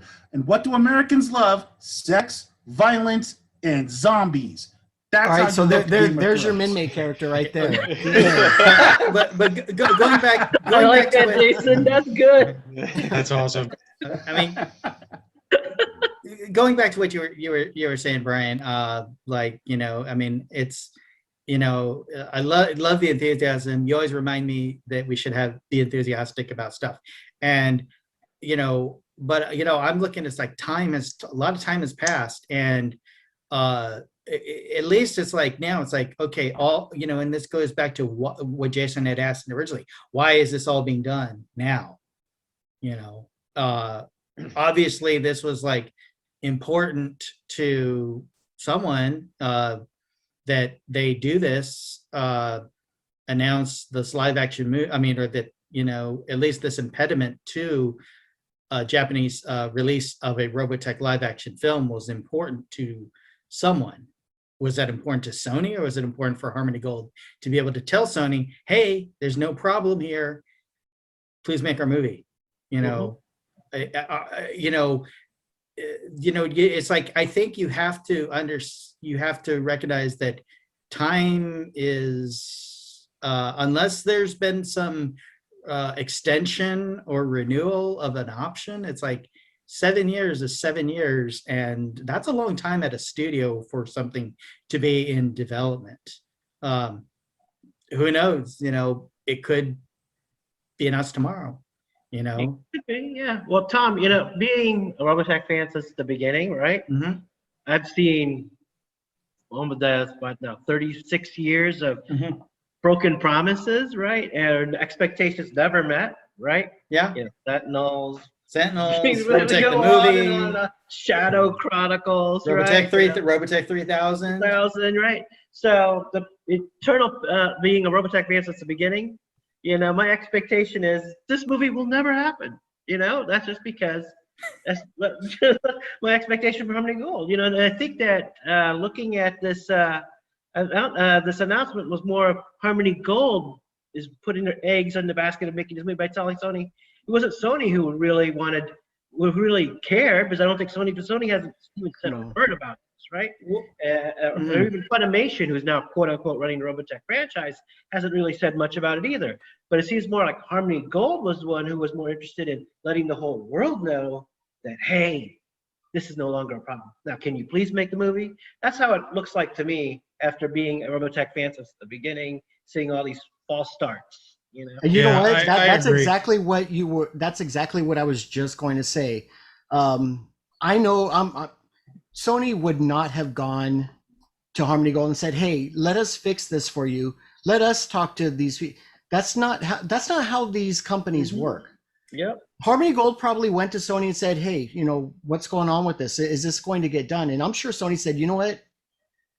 You've got this issue, you've got this, you got X, Y, Z." It went down the whole list and said, "This is just too risky for us right now." And they probably said, "You got to fix this. Otherwise, we're pretty much stuck." And Japan is the third largest movie as of 2018. I don't know what it is as of the last few years, but it is a big enough market to where if you're going to invest that kind of money and you're not going to get any return from one of the top 5 markets, I don't know anybody who would make that sort of bet and bet it to win. That's just, I just don't see that being any sort of, I wouldn't even, if it was me, I wouldn't even put Robotech in my equation without that big market being an option. So they probably said, "You know what, you got to fix this." And this is why Harmony Gold had, I believe Harmony Gold was the one that had to break the ice with BIGWEST and say, "Hey, we'll give you this. We'll open it up to you. It's yours. All we want is this, and give us the rights to show this in Japan." And they said, "Okay, yeah, that's fine. We'll take it." And based on what Tommy and Kevin have alluded to is, BIGWEST doesn't have to approach Harmony Gold for any of their distribution of any of their stuff. None of their merchandise, none of the production stuff. They'll cooperate, but that basically just means that nobody's. I think the word cooperation there just means we're not going to get in your way. And that's what I think about that. Yeah, I mean the ball is definitely in Harmony Gold's, side of the court to do something now. I Mhm. mean, their excuses are done, legalities are done. Years is, how many franchises? I mean, X-Men had the original X-Men with Sony, and then the X-Men First Class. So we've seen the entire X history since the announcement of the Robotech movie.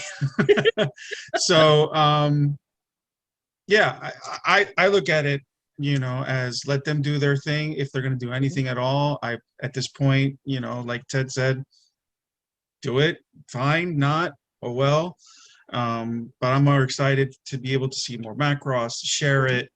And I'm showing the original series to my 21-year-old daughter, and she's hyped, she's into it.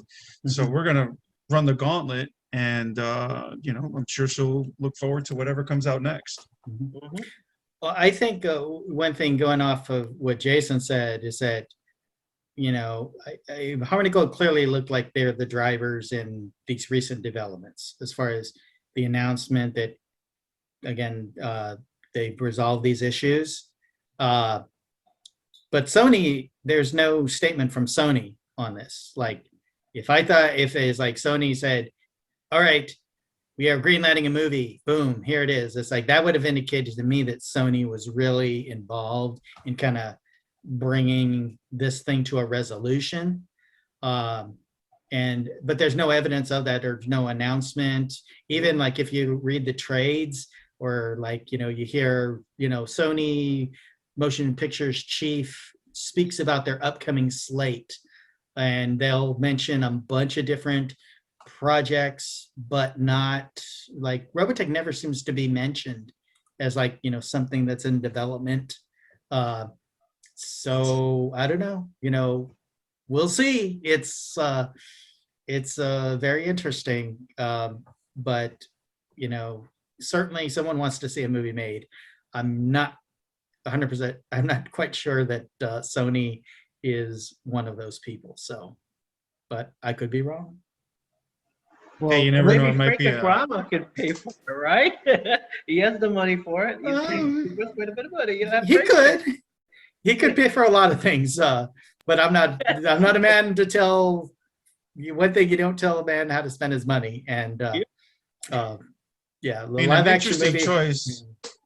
An interesting choice to get their feet wet, is animation through Netflix or through Hulu or through Prime. Look what it did for Voltron. I mean, Voltron's been kind of silent, but at the time it was like boom, instant recognition, not only from us, the nostalgic kids that saw it in the 80s, but it grew a whole new following. Speaking of which, just the strange deal with Funimation and Harmony Gold, right? When you read the deal, it basically, Harmony Gold has given the keys of the kingdom to Robotech to Funimation. So, so Tom, you've been at Harmony Gold before, and when you read that Funimation and Harmony Gold has said about that agreement, how does HD really fit now in this Robotech? Well, that's a curious thing, because Tommy is the creative director, or I don't know, what is he, president of animation now? I don't know what they're calling themselves. Yeah. Like president of animation. It's like, is there an animation department at Harmony Gold? How many people are working there? I mean, it was a small company when I was there, and I know that people have left the company, but that's more of a downsizing thing, because there used to be all these other things, Grama Films. I don't know what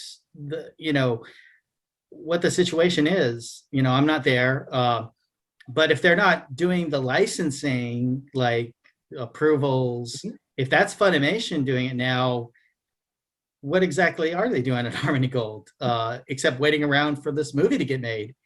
There you go. I don't think know. That answers it perfectly. Mm-hmm.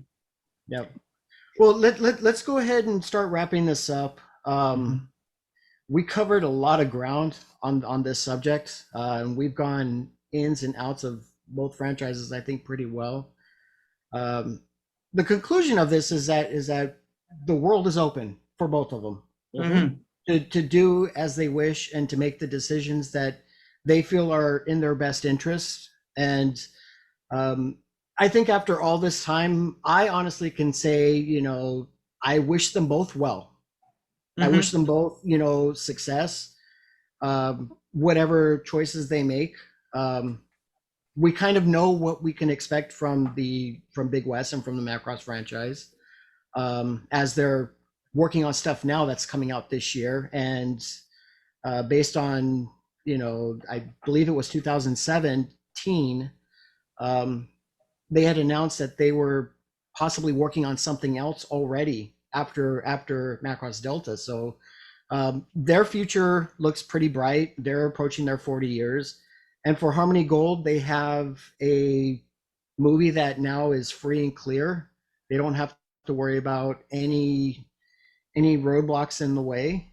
And all they got to do is just figure out how to do it the best way possible. That's going to attract as many of us as possible.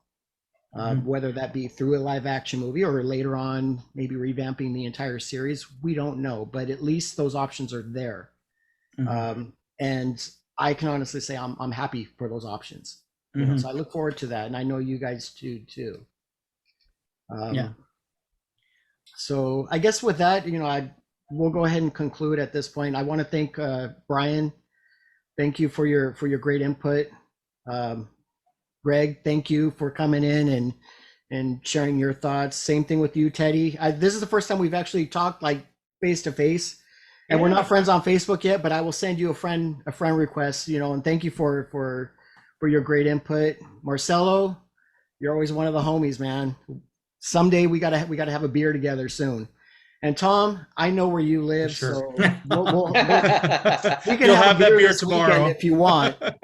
So I want to thank you all. You guys are terrific, and this I think was a very informative. A lot of speculation, but a lot of really smart and very focused speculation, and I think it went a long way. And I hope people who watch this end up getting to really enjoy this video. So with that, I think we can go ahead and conclude now. Thanks, Jason, for having any final us. thoughts you guys want to say? Sure. Again, it's a great time to be a fan of both franchises. This is something that a lot of us have been optimistically waiting, like Lancer. So yeah, future's great. Hopefully we can have some watch parties in the near future of the Delta movie coming out and getting together and talking about what's new and great, and hopefully this ongoing back and forth of what's going to happen in the live action film, we'll have something really solid to talk about at some point in some time. Like a decision on who's really going to direct, who's the actor, because it's funny, when we first started talking about the movie, it's like the actors have already grown so many years. It's like, oh, this guy can't be Rick Hunter anymore because he's too old. So let's hope for something new, something soon. I'm just excited that it's like, okay, now we have something new to talk about like a new development, both for Macross and for Robotech. It's like, all right, what's going to happen next? And I think, just that alone is kind of like, kind of makes it worth it. It's like, we have now something new to talk about. Maybe, we're wildly speculating, but at least it's something new has developed, and it's going to lead to a conclusion at some point. Like something's going to happen. I would hope, for both the sake of both franchises. Well, just to quote an Eve song, "The future is now." Right? The Eve song. Nice. So hopefully we get to see both franchises flourish, and maybe I get to see Robotech actually do something instead of making just one-shot films and then never a follow-up. I would like to see Robotech do something, but I already know what to expect out of Macross, which is more Macross, and I'm always excited to get more Macross. I just would like to also see that happen with Robotech down the road. I think that obviously we had to prognosticate a lot when it comes to a live action film. But as far as the Macross Delta movie, I did take note that in their social media, they described it as their first global release. And I don't know what that means. I think we can all sort of guess that for the first time, one of the recent Macross films may be released internationally, and so we won't have to all go to Japan to see it this time. And I think that's a pretty exciting prospect. If that happens, whoever is available, we are all going together. We are. Let's make a plan to do that. Yep. And Jason Fuchs, since you're the writer of this latest iteration, this ship behind me, that's your star, okay? and these smaller ships, these are your stars. This is how you're gonna earn your American audience. So if you need, I know you're watching this. So if you need somebody to be your pitch man to help you with this, I am available. So, just let's get it out there, man. Let's get this movie done, because we're not getting any younger. No, we are not. So, Varakuri. Yeah, the culture. The culture. For sure. All right, everybody. So, that concludes it. We are all done. Let's do some more of these, maybe. I think this went pretty well. Yeah, We're on let's do super another one, fun, Jason. yes. Yeah, absolutely. Yeah. Awesome. All right. Tom, you And- can go ahead and cut the recording. Okay, stopping recording in 5, 4, 3, 2, 1. Goodbye.